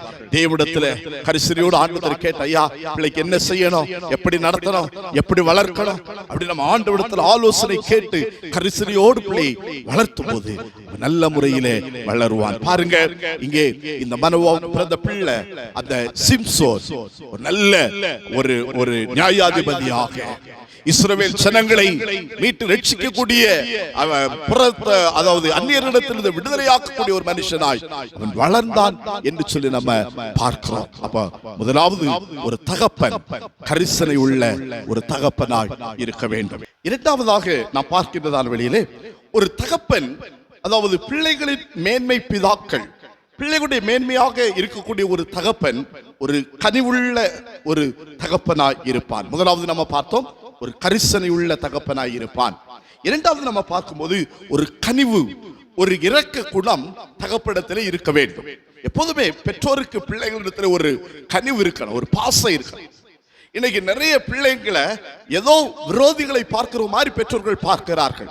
குறிப்பா இன்னைக்கு நிறைய குடும்பங்கள்ல தகப்பனுக்கும் பிள்ளைக்கு இடையே உள்ள உறவுகள், வாலிப பிள்ளைங்க சில வாலிப பிள்ளைகளை கேட்டால் எங்க அப்பாவா அது ஒரு சிங்கத்தை மாதிரி கரிசித்துட்டு கிடக்கும் அப்படின்வாங்க.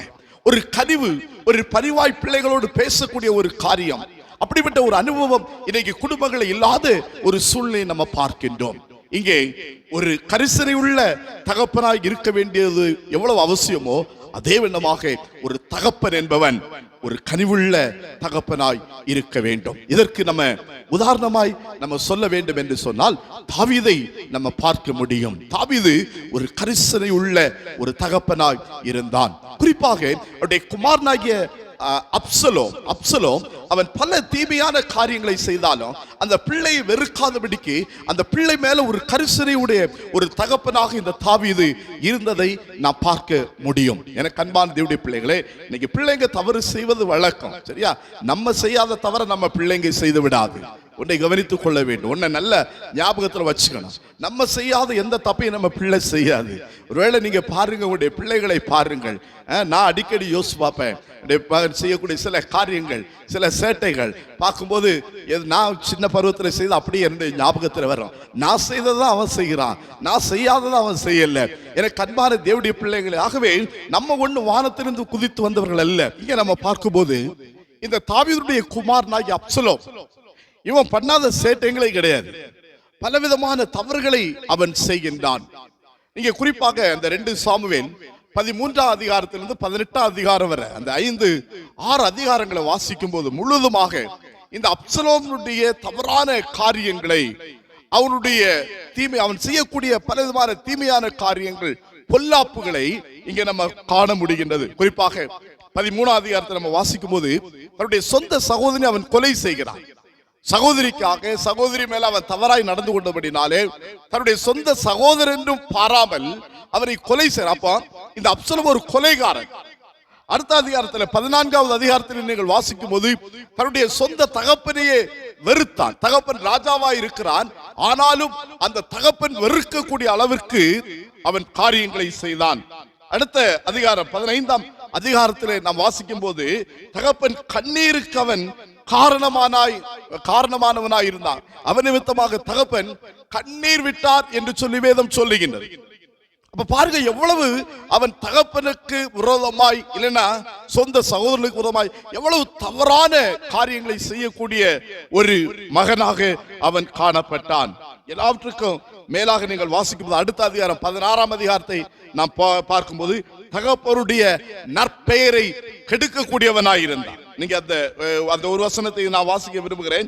16ஆம் அதிகாரம் 21வது வசனம், 2 சாமுவேல் 16:21 வாசிக்க பார்க்கலாம். அப்பொழுது அகித்தோப்பேல் அப்சலோமை நோக்கி, வீட்டை காக்க உம்முடைய தகப்பன் பின் வைத்த பிரவேசியும். அப்பொழுது உம்முடைய தகப்பனுக்கு நாற்றமாய் போனீர் என்பதை இஸ்ரவேல் எல்லாரும் கேள்விப்படுவார்கள். அப்படின்னா தகப்பனுக்கு நாற்றமாய், தகப்பனுக்கு ஏந்தா இப்படி ஒரு பிள்ளையோ என்று சொல்லக்கூடிய அளவிற்கு ஒரு மோசமான பிள்ளையாக தான் இந்த அப்சலோம் காணப்பட்டான். தகப்பனுக்கு ஒரு கெட்ட பேர் உண்டாக்கக்கூடிய, ஒரு மோசமான பேர் ஏற்படுத்தி கொடுக்கக்கூடிய பிள்ளையா தான் இந்த அப்சலோம் காணப்பட்டான். இன்னைக்கு நான் யோசிச்சு பார்ப்போம், இப்படி நம்ம பிள்ளை நமக்கு ஒரு கெட்ட பேரை எடுத்து கொடுக்கக்கூடிய பிள்ளையா இருந்தால் நம்ம என்ன செய்வோம்? அந்த பிள்ளை, நீ என் பிள்ளையே இல்ல போடா அப்படின்ட்டு 1000 சாபத்தை அவனுக்கு விடுவோம். அந்த பிள்ளை பேசக்கூடாத வார்த்தைகள் எல்லாம் பேசுவோம். தயவு செய்து அருமையான பெற்றோர்களே, பிள்ளைகளை காரணம் கொண்டோம் தகாத வார்த்தைகளால பேச, அவன் நம்ம பிள்ளை. பெற்றோருடைய வார்த்தைகள், சாபங்கள் பிள்ளையுடைய வாழ்க்கையில பலிக்கும். அது எப்போதுமே ஞாபகத்துல வச்சுக்கணும். நம்ம பிள்ளைகளை ஆசீர்வதிக்க தான் செய்யணும். ஒரு நாளும் சபிக்க கூடாது பிள்ளைகளை ஒரு நாளும் சபிக்க கூடாது. பாருங்க, தகப்பனுடைய பேரையை கெடுக்கக்கூடிய அளவுக்கு, தகப்பனுடைய பேரையை நார போக பண்ணக்கூடிய அளவிற்கு இந்த அப்சலோம் நடந்தான். ஆனாலும் தகப்பனிடத்திலே காணப்பட்ட ஒரு கனிவை பாருங்க. என்னானாலும் அவன் என் பிள்ளை, அவன் ஒரு நாள் திருந்துவான். அந்த ஒரு எண்ணத்தோடு அவனிடத்திலே அந்த ஒரு கனிவான இதயம் அந்த தகப்பனிடத்திலே இருந்ததை நாம் பார்க்கிறோம். இவ்வளவு செய்தவர்கள் அவனை விசாரிக்கும் போது, என் மகன் நன்றாக இருக்கிறானா? அந்த 18ஆம் அதிகாரம் நான் வாசிக்கிட்ட வேத பாடமாக வாசிக்கிட்ட 18ஆம் அதிகாரத்தில் 29வது வசனத்தை வாசிக்கிற வேளையிலே விதமாய் சொல்லுகிறது. 2 சாமுவேல் 18:29 வாசிக்க கேட்போம். அப்பொழுது ராஜா பிள்ளையாண்டானாகிய அப்சலோம் சுகமாய் இருக்கிறானா என்று கேட்டதற்கு அகிமாஸ் யோவாப் ராஜாவின் வேலைக்காரனையும் உம்முடைய அடியானையும் அனுப்புகிற போது ஒரு பெரிய சன்னதி இருந்தது என்று சொல்லி பார்க்கிறேன். முதல் அந்த வசனத்தின் முதல் பகுதி, ராஜா பிள்ளையாண்டானாகிய அப்சலோம் சுகமாய் இருக்கிறானா என்று கேட்கிறார். பாருங்க, இவ்வளவு தீமை, இவ்வளவு பேரை கெட்டு போகக்கூடிய, தகப்பனுடைய பேரை கெடுக்கக்கூடிய அளவுக்கு, நார பண்ணக்கூடிய அளவிற்கு நடந்த பிள்ளையை குறித்து அவன் எக்கேடு கட்டு போட்டு அப்படின்னு சொல்லிட்டு அந்த தகப்பன் அந்த பிள்ளையை விட்டு விடவில்லை. கனிவோடு விசாரிக்கிறான். பிள்ளையாண்டாராகிய அப்சலோம் சுகமாயிருக்கிறானா? அவன் சரியான பதில் சொல்லல. அடுத்து திரும்ப இன்னொருத்தர் வர்றார், அவர்கிட்ட விசாரிக்கிறான். 32வது வசனத்தை வாசியுங்கள். அப்பொழுது ராஜா குஷியை பார்த்து, பிள்ளையாண்டானாகிய அப்சலோம் சுகமாயிருக்கிறானா என்று கேட்டான். போதும் பாருங்க, ஒருத்தனை கேட்கிறான், சரியா ரெஸ்பான்ஸ் இல்ல. அடுத்து இன்னொருவர் வருகிறார், அவர்கிட்ட கேட்கிறாப்பா, என் பிள்ளை சுகமா இருக்கிறானாப்பா? அவன் கொலைகாரன், அவன் தகப்பனை அளவைத்தவன், தகப்பனை வெறுத்தவன், தகப்பனுடைய பேரை நார பண்ணினவன். ஆனாலும் அந்த பிள்ளை மேல அந்த தகப்பனுக்கு இருந்த கனிவை பாருங்கள். எவ்வளவு கனிவோடு அந்த தகப்பன் அந்த பிள்ளை விசாரிக்கிறார். எனக்கு அன்பான தெய்வ பிள்ளைகளே, அருமையான தகப்பன்மாரே, உங்க பிள்ளைங்க மேல உங்களுக்கு ஒரு தனி பாசம் இருக்கட்டும், ஒரு கனிவு இருக்கட்டும். அந்த பாசம், அந்த கனிவு எப்படிப்பட்ட பிள்ளையும் நல்வழிப்படுத்தும். எப்படிப்பட்ட பிள்ளையும் நல்வழிப்படுத்தும். நீங்க அதிகமாய் தவறு செய்யும் போதுதான் ரொம்ப பாசம் காட்டணும், ரொம்ப கனிவு காட்டணும். அப்ப அந்த பிள்ளைக்கு ஒரு உணர்த்து, ஒரு உந்துதல் வரும், ஒரு உணர்வு வரும். ஐயோ, என்ன பண்ணாலும் நம்ம அப்பா நம்ம மேல எவ்வளவு பாசமா இருக்கிறாரு, அப்படியே பாசத்துக்காவது நம்ம கட்டுப்பட வேண்டும் என்று அந்த பிள்ளை விரும்புவார். எனக்கு அன்பான தெய்வ பிள்ளைகளே, ஒரு தகப்பன், தாவீது ஒரு நல்ல சிறந்த தகப்பனுக்கு எடுத்துக்காட்டு, ஒரு கனிவுள்ள தகப்பன். எவ்வளவு தவறு செய்தாலும் அந்த மகனை குறித்து கனிவோடு விசாரிக்கிறான். எல்லாவற்றுக்கும் மேலாக அங்கே இன்னொரு காரியத்தை நம்ம வாசிக்க முடியும். அதே 18ஆம் அதிகாரம் 5வது வசனம் நாம் வாசிக்கின்றதான் வேளையிலே அந்த வசனத்தை வாசியுங்கள். 2 சாமுவேல் 18:5. ராஜா யோவாபையும் அபிஷாயையும் ஈத்தாயையும் நோக்கி, பிள்ளையாண்டானாகிய அப்சலோமை என் நிமித்தம் மெதுவாய் நடப்பீங்க, அவனுக்கு ஒண்ணு செய்யாதீங்க, பாவம். என்ன பார்த்தாவது என் பிள்ளையை மெதுவா நடத்த, அவனுக்கு கடுமையான தண்டனைகள் கொடிய காரியத்துக்குள்ள நடத்தாதீங்க, தாங்க மாட்டான். அந்த தகப்புடைய இதை எவ்வளவு கனிவானது பாருங்க, எவ்வளவு பாசம், எவ்வளவு பாசம். எனக்கு அன்பான தகப்பன்மாரே, எனக்கு அருமையான பெற்றோரே, கனிவோடு கூட நம்ம பிள்ளைங்களை நடத்துகிறோமா? கனிவுள்ள தகப்பன்மாரா நம்ம இருக்கிறோமா? நம்மை நாமே ஆராய்ந்து பார்ப்போம். இந்த நாளில் நம்ம முரட்டுத்தனமாய் நடந்தால் அதை மாற்றி பிள்ளையிடத்துல கனிவு காண்பிப்போம், பிள்ளையிடத்துல பாசம் காண்பிப்போம். ஒரு கரிசனையுள்ள தகப்பனாக மாத்திரமல்ல, ஒரு கனிவுள்ள தகப்பன்மார்களாகவும் இன்னைக்கு நாம் இருக்க வேண்டியது அவசியம். மூன்றாவதாக, ஒரு தகப்பன் எப்படிப்பட்ட தகப்பனாய் இருக்க வேண்டும் தெரியுமா? கருணை உள்ளம் கொண்ட தகப்பனாய் இருக்க வேண்டும். வேதம் சொல்லுகின்றது, பிள்ளைகளின் மேன்மை அவர்கள் பிதாக்களே. பிள்ளைகளின் மேன்மை அவர்கள் பிதாக்களே. நம்ம பிள்ளைங்களுக்கு நம்ம முன்மாதிரியாய் மேன்மையாய் நம்ம இருக்கணும்னா நம்மகிட்ட ஒரு கருணை உள்ளம் இருக்க வேண்டும், ஒரு இரக்க குணம் இருக்க வேண்டும். இன்னைக்கு நிறைய பெற்றோரை பார்க்கிறேன், தகப்பன்மார்களை பார்க்கிறேன், ஒரு இரக்க குணம் அற்றவர்கள், ஒரு இரக்க குணம் இல்லாதவர்களாக நடந்து கொள்ளுகிறதை நாம் பார்க்க முடிகின்றது. எனக்கு அன்பான தேவ பிள்ளைகளே, ஒரு இரக்க குணம் உள்ள தகப்பனாக இருக்க வேண்டும். இதற்கு வேதத்தில் ஒரு சிறந்த உதாரணம் உண்டு. ஆண்டவராகிய இயேசு கிறிஸ்து அழகான ஒரு ஓமையை சொல்வார். லூக்கா எழுதின நற்செய்தி 15ஆம் அதிகாரத்தில் அவருடைய 11 முதல் 24 வரை உள்ள வசனங்களை நாம் வாசிக்கிறதால் வெளியிலே ஆண்டவராகிய இயேசு கிறிஸ்து ஒரு ஓமையை சொல்வார். அந்த ஓமையிலே சில கதாபாத்திரங்கள் வரும். ஒரு தகப்பன், தகப்பனுடைய 2 பிள்ளைகள். இது நம் அனைவருக்கும் தெரிந்த ஒரு சம்பவம். ஒருவேளை இளைய குமாரனுடைய சம்பவம் என்று சொல்லுவோம்.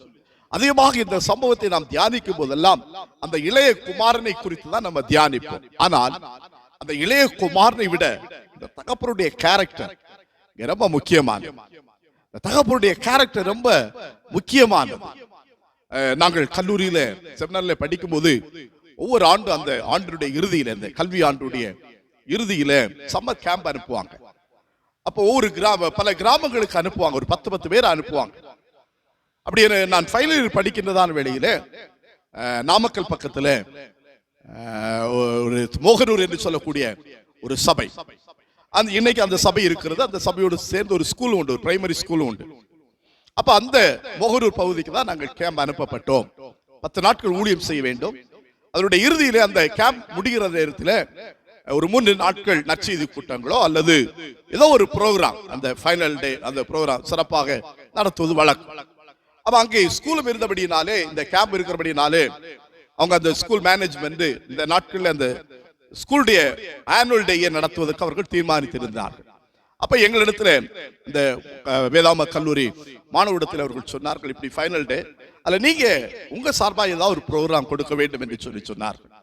அப்பொழுது சரி என்று சொல்லி என்ன கொடுக்கலாம் என்று யோசித்தோம். அது நல்ல கிராமம், ஆகவே ஆண்டவரை குறித்த அறிவு அதிகமே நிறைய பேருக்கு இல்லை. அப்ப நிறைய பெற்றோர்கள், இந்து பெற்றோர்கள் அவங்க எல்லாம் வருவாங்க அப்படி சொன்னாங்க. ஆகவே அப்ப நாங்க யோசித்து இந்த இளையகுமாருடைய சரித்திரத்தை ஒரு நாடகத்தை போல, திசை மாறிய பறவை என்று சொல்லி அதுக்கு ஒரு தலைப்பு வச்சு அந்த ஒரு நாடகமாக நடித்தோம். அப்ப அதுல அந்த தகப்பன் கேரக்டர் எனக்கு தான் கொடுக்கப்பட்டது. ஆகவே எனக்கு நல்ல பதிவாயிருக்கிறது. கடந்த நாட்களில் இந்த செய்தியை நான் ஆயத்தம் செய்ததான் வேளையில் அதுதான் என்னுடைய மனதிலே அதிகமாக வந்தது. இந்த தகப்பன் கேரக்டர் பாருங்க, இந்த இளையகுமாரனோடு கூட ஒரு பெரிய போராட்டம். முதல் ஃபர்ஸ்ட் சீன் பார்க்கும்போது இந்த தகப்பனுக்கும் மகனுக்கும் இடையே ஒரு பெரிய போராட்டம். மகன் சொல்லுகிறான், என்னுடைய சொத்தை எனக்கு பிரித்து கொடுங்க. கேட்ட உடனே தகப்பன் கொடுத்திருப்பானா? கொடுத்திருக்கவே மாட்டான். எவ்வளவு போராடி இருப்பான் அந்த பிள்ளையோடு. அப்பா வேண்டாம், நீ என்ன கேட்கிறேன்னு தெரியாது, உனக்கு இதை எப்படி வைத்து கையாள வேண்டும் என்று தெரியாது, வீணா செலவழித்து விடுவான், உனக்கு அதுக்குள்ள பக்குவம் வரல, அதுக்குள்ள பக்குவம் வரும்போது நான் தருகிறேன் என்று என்னெல்லாம் சொல்லி அந்த பிள்ளையை எப்படியெல்லாம் கன்வின்ஸ் பண்ண பார்த்திருப்பான். சிந்திக்க வேண்டும். அந்த மகனுக்கும் அந்த தகப்பனுக்கும் எவ்வளவு போராட்டம் நடந்திருக்கும். ஆனால் போராடி கடைசியில வேற வழி இல்லாம மகனுக்கு அந்த சொத்தை பிரித்து கொடுத்திருப்பார். இது முதல் சீன். வாங்கிட்டு மகன் போய்விட்டான். இரண்டாவது, அடுத்து பாருங்க, இந்த மகன் அந்த சொத்தை வாங்கிட்டு போய் அதை ஊதாரித்தனமாய் செலவிடுகிறது ஒரு பக்கம். அடுத்து இன்னொரு பக்கம் அந்த தகப்பன், ஐயோ பிள்ளை போயிட்டான்ற துக்கம், என் பேச்சை கேட்காம என்னிடத்திலிருந்து எல்லாவற்றையும் வாங்கிட்டு போறானே, என்ன அவன் செய்து கொண்டிருப்பானோ அதை நினைத்து இப்ப அவன் என்ன செய்து கொண்டிருப்பான், சாப்பிட்டு இருப்பானா, தூங்கி இருப்பானா? என கண்பான தேவனுடைய பிள்ளைகளே, அவன் எப்படி இருக்கிறான், எங்க இருக்கிறான்? இந்த வேதனையிலே இந்த தகப்பன் ஒரு பக்கத்திலே தகப்பனுடைய துக்கம், மகன் சந்தோஷமா இருக்கிறான், ஆனால் தகப்பன் துக்கப்படுகிறான். போனவன் போட்ட அப்படின்னு விடல, துக்கத்தோடு கூட வேதனையோடு கூட ஆண்டவருடைய சமூகத்திலே முழங்கார் படிட்டு அந்த பிள்ளைக்காக கெஞ்சினார், அந்த பிள்ளைக்காக பிரார்த்திக்கிறான். ஏன்னா இங்கே பார்க்கிற ஒரு சம்பவம் ஒரு ஆண்டவரை அறிந்த ஒரு தகப்பனும் பிள்ளைகளும் தான். ஏன்னா பரலோக ராஜ்யத்துக்கு ஒப்பிடப்பட்டிருக்கிறது. இந்த மகன் ஒரு திரும்ப வரும்போது எவ்வளவு சந்தோஷம், ஒரு பாவி மனம் திரும்புவதனாலே பரலோகத்தில் எவ்வளவு சந்தோஷம் உண்டாகும் என்பதற்கு தான் இங்கே உதாரணமாய் இந்த சம்பவம் சொல்லப்பட்டிருக்கு. அப்ப இந்த தகப்பன் அந்த மகனை எண்ணி ஒரு பக்கம் வருத்தம், அதே நேரத்தில் முழங்கால நின்று அந்த பிள்ளைக்காக ஒவ்வொரு நாளும் ஆண்டவரிடத்தில் போராடினான், மன்றாடினான். எதை காட்டுறது? போற கழுத போட்டன்னு விட்டல, அவருக்குள்ளே இருந்த அந்த கருணை உள்ளம், என் பிள்ளை அழிந்து போக கூடாது, என் பிள்ளை கெட்டு போக கூடாது, என் பிள்ளை அப்படியே ஊதாரியாய் போய்விடக் கூடாது, என்னைக்காவது ஒரு நாள் என் பிள்ளை தவறை உணர்ந்து திரும்பி வர வேண்டும் என்று சொல்லி அந்த தகப்பன் முழங்காலில் நின்று போராடுகிற போராட்டம். என கண்பான தேவ பிள்ளைகளே, பிள்ளை நம்ம விட்டு கையை விட்டு போச்சா, நிறைய பெற்றோருடைய சொல்லக்கூடிய காரியம் தான், எங்கேயா கையை விட்டு போயிட்டா அவரை எப்படி திருத்துவது என்றே தெரியவில்லை. என கண்பான தேவனுடைய பிள்ளைகளே, உங்களுக்கு பிள்ளை மேல கருணை உண்டு. முழங்கால நில்லுங்க, முழங்கால நில்லுங்க. நீங்க முழங்கால நிற்கும் போது உங்களுடைய பிள்ளை ஆட்டோமேட்டிக்கா திரும்பி வருவான், திரும்பி வருவான். என கண்பான தேவனுடைய பிள்ளைகளே, இன்னைக்கு நான் உங்களுக்கு முன்பாக நின்று கொண்டிருக்கிறேன் என்று சொன்னால் என் தகப்பனாருடைய முழங்கால் ஜெபம், என் தகப்பனார் முழங்கால நின்று ஜெபித்த ஜெபம். இன்னைக்கு நம்ம அப்படி செய்யும் போது பிள்ளைகள் கருணையோடு கூட தேவனிடத்திலே போராடுவோம், தேவனிடத்திலே போராடுவோம், திரும்பி வரும். பாருங்க இந்த சம்பவத்தை பாருங்கள். சோமன்றா அடுத்த சீன், மூன்றாவது, மகன் எல்லாம் செலவழித்து கஷ்டப்பட்டு திரும்ப அவனுக்கு புத்தி தெளிந்து, வேதம் சொல் புத்தி தெளிந்தவனாய் திரும்பி வருகிறான். வரும்போது நடக்கின்ற காரியத்தை பாருங்க. அந்த 20வது வசனம் நல்ல ஒரு வசனம், லூக்கா 15:20 வாசியுங்கள். எழுந்து பாருங்க, அவன் புத்தி தெளிந்து அவன் தீர்மானம் பண்ணுகிறான், நான் மீண்டும் தகப்படத்திற்கு போவேன், போய் தகப்பனே பரத்துக்கு விரோதமாக உமக்கு முன்பதாகவும் பாவம் செய்தேன், இனிமேல் உடைய குமார்னு சொல்லப்படும் பாத்திரவான் அல்ல, கூலிக்காரனாக ஏற்றுக்கொள்ளும் என்று சொல்லிட்டு எழுந்து புறப்பட்டு அவன் என்ன செய்கிறான், தன் தகப்படத்தில் வந்தான். பாருங்க, அவன் தூரத்தில் வரும்போதே அவனுடைய தகப்பன் அவனை கண்டு மனதுருகி ஓடி அவன் கழுத்தை கட்டிக்கொண்டு அவனை முத்தம் செய்தான். இந்த தகப்பனுடைய கருணை உள்ளத்தை பாருங்க. ஐயோ, அப்ப பாருங்க, அவன் தூரத்துல, அப்ப ஒவ்வொரு நாளும் அவன் என் பிள்ளை இன்னைக்கு வரமாட்டானா, நாளைக்கு வரமாட்டானா, திரும்ப வரமாட்டான் எதிர்பார்த்து கொண்டே இருந்தார் அந்த தகப்பன். இதான் ஒரு தகப்பனுடைய கருணை உள்ளம். போன கழுதை கேட்டுக்கிட்ட போட்டு விடுறது அல்ல, திரும்ப வரணும், என் பிள்ளை சரியாகணும். தேவ சமூகத்தில் நின்றான், எதிர்பார்த்து கொண்டே இருந்தான், பிள்ளை ஒரு நாள் திரும்ப வருவான் எதிர்பார்ப்போடு எதிர்பார்த்து கொண்டே இருந்தான். அதான் வேதம் அழகாய் சொல்லுகிறது. அவன் தூரத்தில் வரும்போதே அவனுடைய தகப்பன் அவனை கண்டு மனதுருகி, இந்த வார்த்தை ரொம்ப முக்கியம், மனதுருக்கி. இதேதான் கருணை இரக்கம் என்று சொல்லி சொல்லுவோம், ஒரு மனதுருக்கம். பாரு, எல்லாத்தையும் வாங்கிட்டு போனா பாரு எப்படி வர்றான், இவனுக்கு இது வேணும் இன்னும் வேணும் அப்படின்னு சொல்லிட்டு அந்த தகப்பன் அப்படியே தன்னுடைய இதயத்தை கடினப்படுத்தி கொண்டு இருந்து விடவில்லை, ஓடினான். மனதுருகி ஓடி அவன் கழுத்தை கட்டிக்கொண்டு அவனை முத்தம் செய்தான். அவனுக்கு செய்ய வேண்டிய காரியங்களை எல்லாம், அவன் பணிவிடைகளை எல்லாம் செய்தான். எவ்வளவு சந்தோஷப்பட்டான் பாருங்க. மூத்த குமாரன் வந்து சொல்லுகிறான், நான் இவ்வளவு நாள் உங்க கூட இருந்தேனா, ஒரு நாளைக்காவது எனக்கு விருந்து வைத்தாயா? எல்லாவற்றையும் வாங்கிட்டு ஓடி வேசிகளிடத்துல எல்லாவற்றையும் செலவழித்தவனுக்கு இவ்வளவு பெரிய விருந்தா? மனம் கசக்கின்றான். ஆனால் சகோதரன் மனம் கசப்பான், தகப்பன் மனம் கசக்க மாட்டான். அதான் சகோதரனுக்கும் தகப்பனுக்கு உள்ள வேறுபாடு. தகப்பன் கருணை உள்ளவன், மனதிறங்கக்கூடியவன், பிள்ளைகளுக்காக மனதிறங்கக்கூடியவன். என கண்பான தேவனுடைய பிள்ளைகளே, உடைய பிள்ளைகளின் மேன்மை மகிமை, எங்க அப்பா அப்படின்னு சொல்லிட்டு உங்க பிள்ளைங்க உங்களை புகழ வேண்டுமா? இல்ல ஒரு நாளைக்கு என் பிள்ளைவன் சொல்லக்கூடிய அளவிற்கு உங்களுடைய பிள்ளைகள் மேலோங்கி வர வேண்டுமா? மேன்மையானவர்களாய் வர வேண்டுமா? ஒரு கருணை உள்ள உங்களுக்குள்ள ஒரு கருணை மனப்பாங்கு உங்களுக்குள்ளே இருக்க வேண்டும். எனக்கு அன்பான தேவ பிள்ளைகளே, ஆண்டவர் சொல்லுகிறார், பிள்ளைகளின் மேன்மை அவர்கள் பிதாக்கள். பிள்ளைகளுடைய மேன்மை பிதாக்கள். பிள்ளைகளுக்கு நீங்க தாங்க மேன்மை, பிள்ளைகளுக்கு நீங்க தான் உயர்வு. உங்களை பார்த்துதான் இந்த பிள்ளை அடுத்து வாழணும். அடுத்து அவனும் அவர் குடும்பமாய் அவனும் ஒரு தகப்பனாகின்றதான் வேளையிலே உங்களை பார்த்து உங்களுடைய நடத்தைகளை கண்டுதான் அவனும் வாழ வேண்டும். அப்படி எங்க அப்பாவை மாறி நான் இருக்கணும் அப்படி தீர்மானம் பண்ண. இன்னைக்கு எத்தனை பெற்றோருடைய பிள்ளைகள் சொல்லுவாங்க, எத்தனை தகப்பன்மாருடைய பிள்ளைகள் சொல்லுவாங்க, எங்க அப்பாவை மாறி நான் வாழணும்னு. இன்னைக்கு நிறைய பிள்ளைகள் சொல்ற கேட்டுறேன், எங்க அப்பாவை மாறி மட்டும் நான் ஆகக்கூடாது, எங்க அப்பாவை மாறி மட்டும் வேணாம் அப்படின்னு சொல்லுவாங்க. எனக்கு அன்பான தேவனுடைய பிள்ளைகளே, எனக்கு அன்பான தகப்பன்மாரே, பிள்ளைகளுடைய மேன்மை அவர்கள் பிதாக்கள் தான். நம்ம பிள்ளைங்களுக்கு நம்ம தான் மேன்மை. இப்ப நம்ம எப்படிப்பட்ட தகப்பன்மார்களாய் இருக்க வேண்டும்? கரிசனை உள்ள தகப்பன்மார்களாய் இருக்கணும், கரிசனை இருக்கணும். பிள்ளைகளை எப்படி வளர்த்தணும், பிள்ளைகளுடைய வளர்ச்சியில நமக்கு ஒரு கரிசனை இருக்கணும். பிள்ளைகளை வளர்த்தக்கூடிய காரியத்துல நமக்கு ஒரு கரிசனை இருக்கணும். பிள்ளைகள் ஒருவேளை தவறுகளை செய்யும் போது ஒரு கனிவான இதயத்தோடு கூட அவர்களை நல்வழிப்படுத்த பிரயாசப்பட வேண்டும். அடுத்து ஒரு கருணை உள்ள ஒருவேளை பிள்ளை வழிவிலகி போனாலும் அந்த பிள்ளையை தேவனிடத்திலே கொண்டுவதற்காக கருணை உள்ளத்தோடு கூட தெய்வ சமூகத்துல முழங்கால நிற்கணும். அப்படி நின்றால் இளைய குமாரன் எப்படி திரும்பி வந்தானோ அதே வண்ணமாக நம்முடைய பிள்ளைகளை திரும்ப வருவாங்க. நம்ம பிள்ளைகளை ஆண்டவருக்குள்ளே நம்ம கொண்டு வர முடியும்.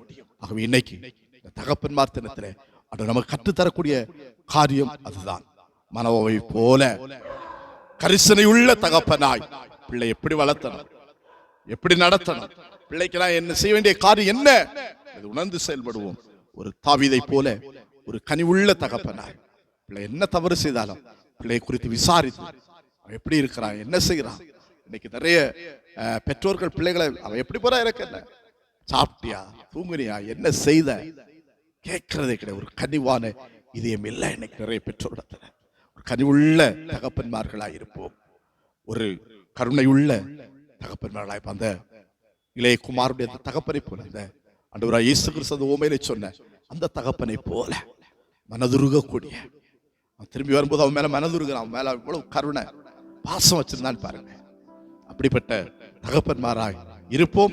கடவுள் நம்மையும் நம்முடைய குடும்பங்களையும் நம்முடைய பிள்ளைகளையும் மேன்மையாக மகிமையாக வைப்பாராக. இறைவன் தாமே இந்த திருவார்த்தைகளை நமக்கு என்று ஆசீர்வதித்து தருவாராக. ஆமென். ஜெபம். தலைகளை தாழ்த்தி கண்களை மூடி கேட்ட வார்த்தைகளுக்காக ஆண்டவருக்கு நன்றி சொல்லி ஜெபம். பிள்ளைகளின் மேன்மை அவர்கள் பிதாக்களே. நம்ம பிள்ளைங்களுக்கு நம்ம தான் மேன்மை. நம்ம பிள்ளை நம்ம பற்றி மேன்மை பாராட்டானா, எங்க அப்பா நல்ல அப்பா, எங்க அப்பாவை போல ஒரு அப்பா இல்ல அப்படின்னு இன்னைக்கு எத்தனை பிள்ளைகள் தங்களுடைய தகப்பன்மாரை சொல்லுவாங்க. சிந்தித்து பார்ப்போம். தகப்பன்மார் தினத்தை கொண்டாடுகிறோம் அல்லவா? நம்ம நாமே ஆராய்ந்து பார்மையான தகப்பன்மார்களை நாமே ஆராய்ந்து பார்க்கலாம். பிள்ளைங்க பெருமைப்படக்கூடிய தகப்பன்மாராய், பிள்ளைகளை மேன்மையை கொண்டு வரக்கூடிய தகப்பன்மாராய் இருக்கணும்னா நமக்குள்ள ஒரு கரிசனை உள்ள, பிள்ளைகளை குறித்த ஒரு கரிசனை இருக்கணும். பிள்ளைகளை குறித்த ஒரு அக்கறை, ஒரு கரிசனை இல்லைன்னா நிச்சயமாக பிள்ளைகள் நம்மை மேன்மைப்படுத்த மாட்டாங்க. கரிசனை இருக்கணும். மனோவாவிடத்திலே காணப்பட்ட அந்த கரிசனை நம்மிடத்திலே உண்டோ? பிறக்க போற பிள்ளைக்காக நான் என்ன செய்யணும்? பிள்ளை எப்படி வளர்க்கணும்? பிள்ளை எப்படி நடத்த வேண்டும்? பிள்ளைகளுக்கு கரிசனை எடுக்கிறோமா? நிறைய தகப்பன்மார்கள் வீட்டுல என்ன நடக்குது, பிள்ளை எங்க போறான் வர்றான் எப்படி வாழ்றான் தெரியாம கரிசனையற்ற பெற்றோராயிருக்கிறார். அன்பான தகப்பன்மாரே, யோசிப்பாங்க, என் பிள்ளையை குறித்த ஒரு கரிசனை எடுத்திருக்கா. பிள்ளைக்கு நான் செய்ய வேண்டியதை செய்யறேனா? ஒழுங்கா பிள்ளை நடத்த வேண்டிய வழியில நடத்துறேனா? பிள்ளை வளர்க்க வேண்டிய முறையில வளர்க்கிறேனா? ஆராய்ந்து பார்ப்போம். இரண்டாவதாக ஒரு கனிவுள்ள தகப்பனாய் இருக்க வேண்டும் என்று ஆண்டவர் கற்றுத்தந்தார். இந்த கனிவு அந்த ஒரு பிள்ளைகளுக்காக பிள்ளைங்க தப்பு பண்ணும்போது மன்னித்து கனிவோடு அவரோட பாசமா அவடத்திலே நடந்து கொள்ளுகிறோமா? நாமே ஆராய்ந்து பார்ப்போம். நிச்சயம் அந்த பிள்ளைகிட்ட கனிவு காட்டும், பாசம் காட்டும் போது அந்த பிள்ளை நிச்சயம் நம்மை விட்டு போக மாட்டான், மாறி போக மாட்டான், வழி விலகி போக மாட்டான். கனிவோடு நடப்பான். தவறு செய்தாலும் அதை உணர வைத்து அன்பு காட்டு, அன்பு காட்டு. பாருங்க, அப்சலோம் எவ்வளவு தவறு பண்ணினா, ஆனால் தகப்பனாகிய தாவீது, ஐயோ என் குமாரன் சுகமாயிருக்கிறானா, என் நிமித்தமாவது அவனை மெதுவா நடத்துங்க, ஒரு தீமை செய்யாதீங்க. எவ்வளவு கனிவு! எப்படிப்பட்ட ஒரு பெற்றோராக இருக்கிறோம். அன்றுத்தரை கேட்ப, ஆண்டவரே கனிவோடு என் பிள்ளைகளை நடத்த. இன்னைக்கு எனக்கு பிள்ளைகளை பார்க்கும் வெறுப்பு தான் வருது. நிறைய பெற்றோர் சொல்றாங்க, அவனை பார்க்கும் மேல எனக்கு வெறுப்பு தான் வருது. வெறுப்புடு அல்ல, கனிவோடு நடத்தக்கூடிய தகப்பனாயிருக்க, கருணை உள்ளம் கொண்டவர்களாயிருக்க, பிள்ளைகளை குறித்த ஒரு இரக்கம், ஒரு மனதுருக்கம் இருக்கணும். பிள்ளை வழி மாறி போனால் ஆண்டுடைய சமூகத்துல போய் நிற்கணும். அதான் இரக்கமுள்ள கருணை உள்ள தகப்பன் செய்வது. முழங்கால முழக்கணும். பிள்ளை திரும்பி வருவான், திரும்பி வருவான். ஆண்டவரே, நாங்கள் இப்படிப்பட்ட தகப்பன்மார்களாய் வாழ எங்களுக்கு உதவி செய்யணும். ஆண்டவரத்துல கேட்போமா? கர்த்தர் உதவி செய்ய. நல்ல ஆண்டவரே, அருமையான நாளிற்காக உமக்கு நன்றி. இந்த தந்தையர் தினத்துல ஆண்டவர் எங்களோடு பேசின, குறிப்பாக தகப்பன்மார்களாய் எங்களுக்கு ஆண்டவர் கற்று தந்த காரியங்களுக்காக ஆண்டவருக்கு நன்றி சொல்லுகிறோம். பிள்ளைகளின் மேன்மை அவர்கள் பிதாக்களே என்று சொல்லி சாலமன் சொல்லுகிறார். ஆமாண்டே, எங்க பிள்ளைங்களுக்கு நாங்க தான் மேன்மை. எங்க பிள்ளைங்க எங்களை மேன்மைப்படுத்துகிறவர்களா இருக்கணும், எங்களை மகிமைப்படுத்தணும், எங்களை சார்ந்து நிற்க வேண்டும். அதற்கு நாங்கள் கரிசனை உள்ள தகப்பன்மார்களாய், கனி உள்ள தகப்பன்மார்களாய், கருணை உள்ளம் கொண்ட தகப்பன்மார்களாய் வாழ அது உதவி செய்வீராக. ஒருவேளை நாங்கள் இதுவரை எப்படிப்பட்டவர்களாய் இல்லாம இருந்தா, இந்த நாள் அப்படிப்பட்டவர்களாய் வாழ கர்த்தர்களுக்கு உதவி செய்யும். அதன் மூலம் என்னுடைய பெற்றோருக்கு, அன்று எங்களுடைய பிள்ளைகளுக்கு நாங்கள் மேன்மையாய் மகிமையாய் காணப்பட கர்த்தர் கிருபை செய்யும். கர்த்தருடைய செய்யப்படும் நன்றி வார்த்தை கேட்ட அனைத்து பிள்ளைகளை ஆசீர்வதி, குடும்பங்களை ஆசீர்வதிப்பீராக. விசேஷமாக ஆண்டவரே, இந்த வாரத்தின் முதல் நாளை கண்ட நாங்கள் தொடர்ந்து உடைய பாதுகாவலையும் பராமரிப்பும் நடத்துதலை காணும் தேவன் கிருபை செய்வீராக. எல்லா தீமைகளுக்கு விலைக்கு காத்துக்கொள்ளும். உடைய பிள்ளையுடைய குடும்பங்களை சமாதானம் பெருகட்டும். உடைய பிள்ளையுடைய தொழில்கள் ஆசீர்வதிக்கப்படட்டும். உடைய பிள்ளையுடைய வருமானங்கள் ஆசீர்வதிக்கப்படட்டும். தேவைகள் சந்திக்கப்படட்டும். நல்ல ஆரோக்கியம் சுகம் உண்டாகட்டும். பிள்ளையுடைய போக்கிற வாரத்தில் கர்த்தர் கூட இருப்பீராக. யாருக்கும் எந்த தீங்கும் அணுகாதபடி தேவன் காத்துக்கொள்ளும். தேவனுடைய பாதுகாவலுக்கும் பராமரிப்புக்கும் ஒப்பு கொடுக்கிறோம். ஆசீர்வதிப்பீராக, வழி நடத்தும். எல்லா துதியும் கனமும் மகிமையும் உமக்கு செலுத்துகிறோம். இயேசு கிறிஸ்துவை வேண்டிக் கொள்ளுகிறோம் எங்கள் ஜெபங்களை பரமபிதாவே, ஆமென். நாம் யாவரும் சேர்ந்து சொல்லுவோம். என் ஆத்துமாவே கர்த்தரை ஸ்தோத்திரி, என் முழு உள்ளமையுடைய பரிசுத்த நாமத்தை ஸ்தோத்திரி. என் ஆத்துமாவே கர்த்தரை ஸ்தோத்திரி, அவர் செய்த சகல உபகாரங்களை மறவாதே. ஆமென். ஆசீர்வாதம் ஆண்டவருடைய இருக்குமுள்ள பாதுகாவலுக்கும் பராமரிப்புக்கும் உங்களை ஒப்பு கொடுக்கிறேன். இப்போது நம்முடைய ஆண்டவர் ரட்சகருமாம் இறைமைந்தன் இயேசு கிறிஸ்துவின் கிருபையும் பிதாவாம் கடவுளுடைய அன்பும் தூய ஆவியாருடைய அந்யோன்ய ஐக்கியம் வளர்த்தலும் சமாதானமும் பாதுகாவலும் நிறைவான வாழ்வு நாம் அனைவரோடும், குறிப்பாக அனைத்து தகப்பன்மார்களோடும் இன்றும் என்றும் உள்ள சதா காலங்களிலும் நிலைத்திருப்பதாக. ஆமென்.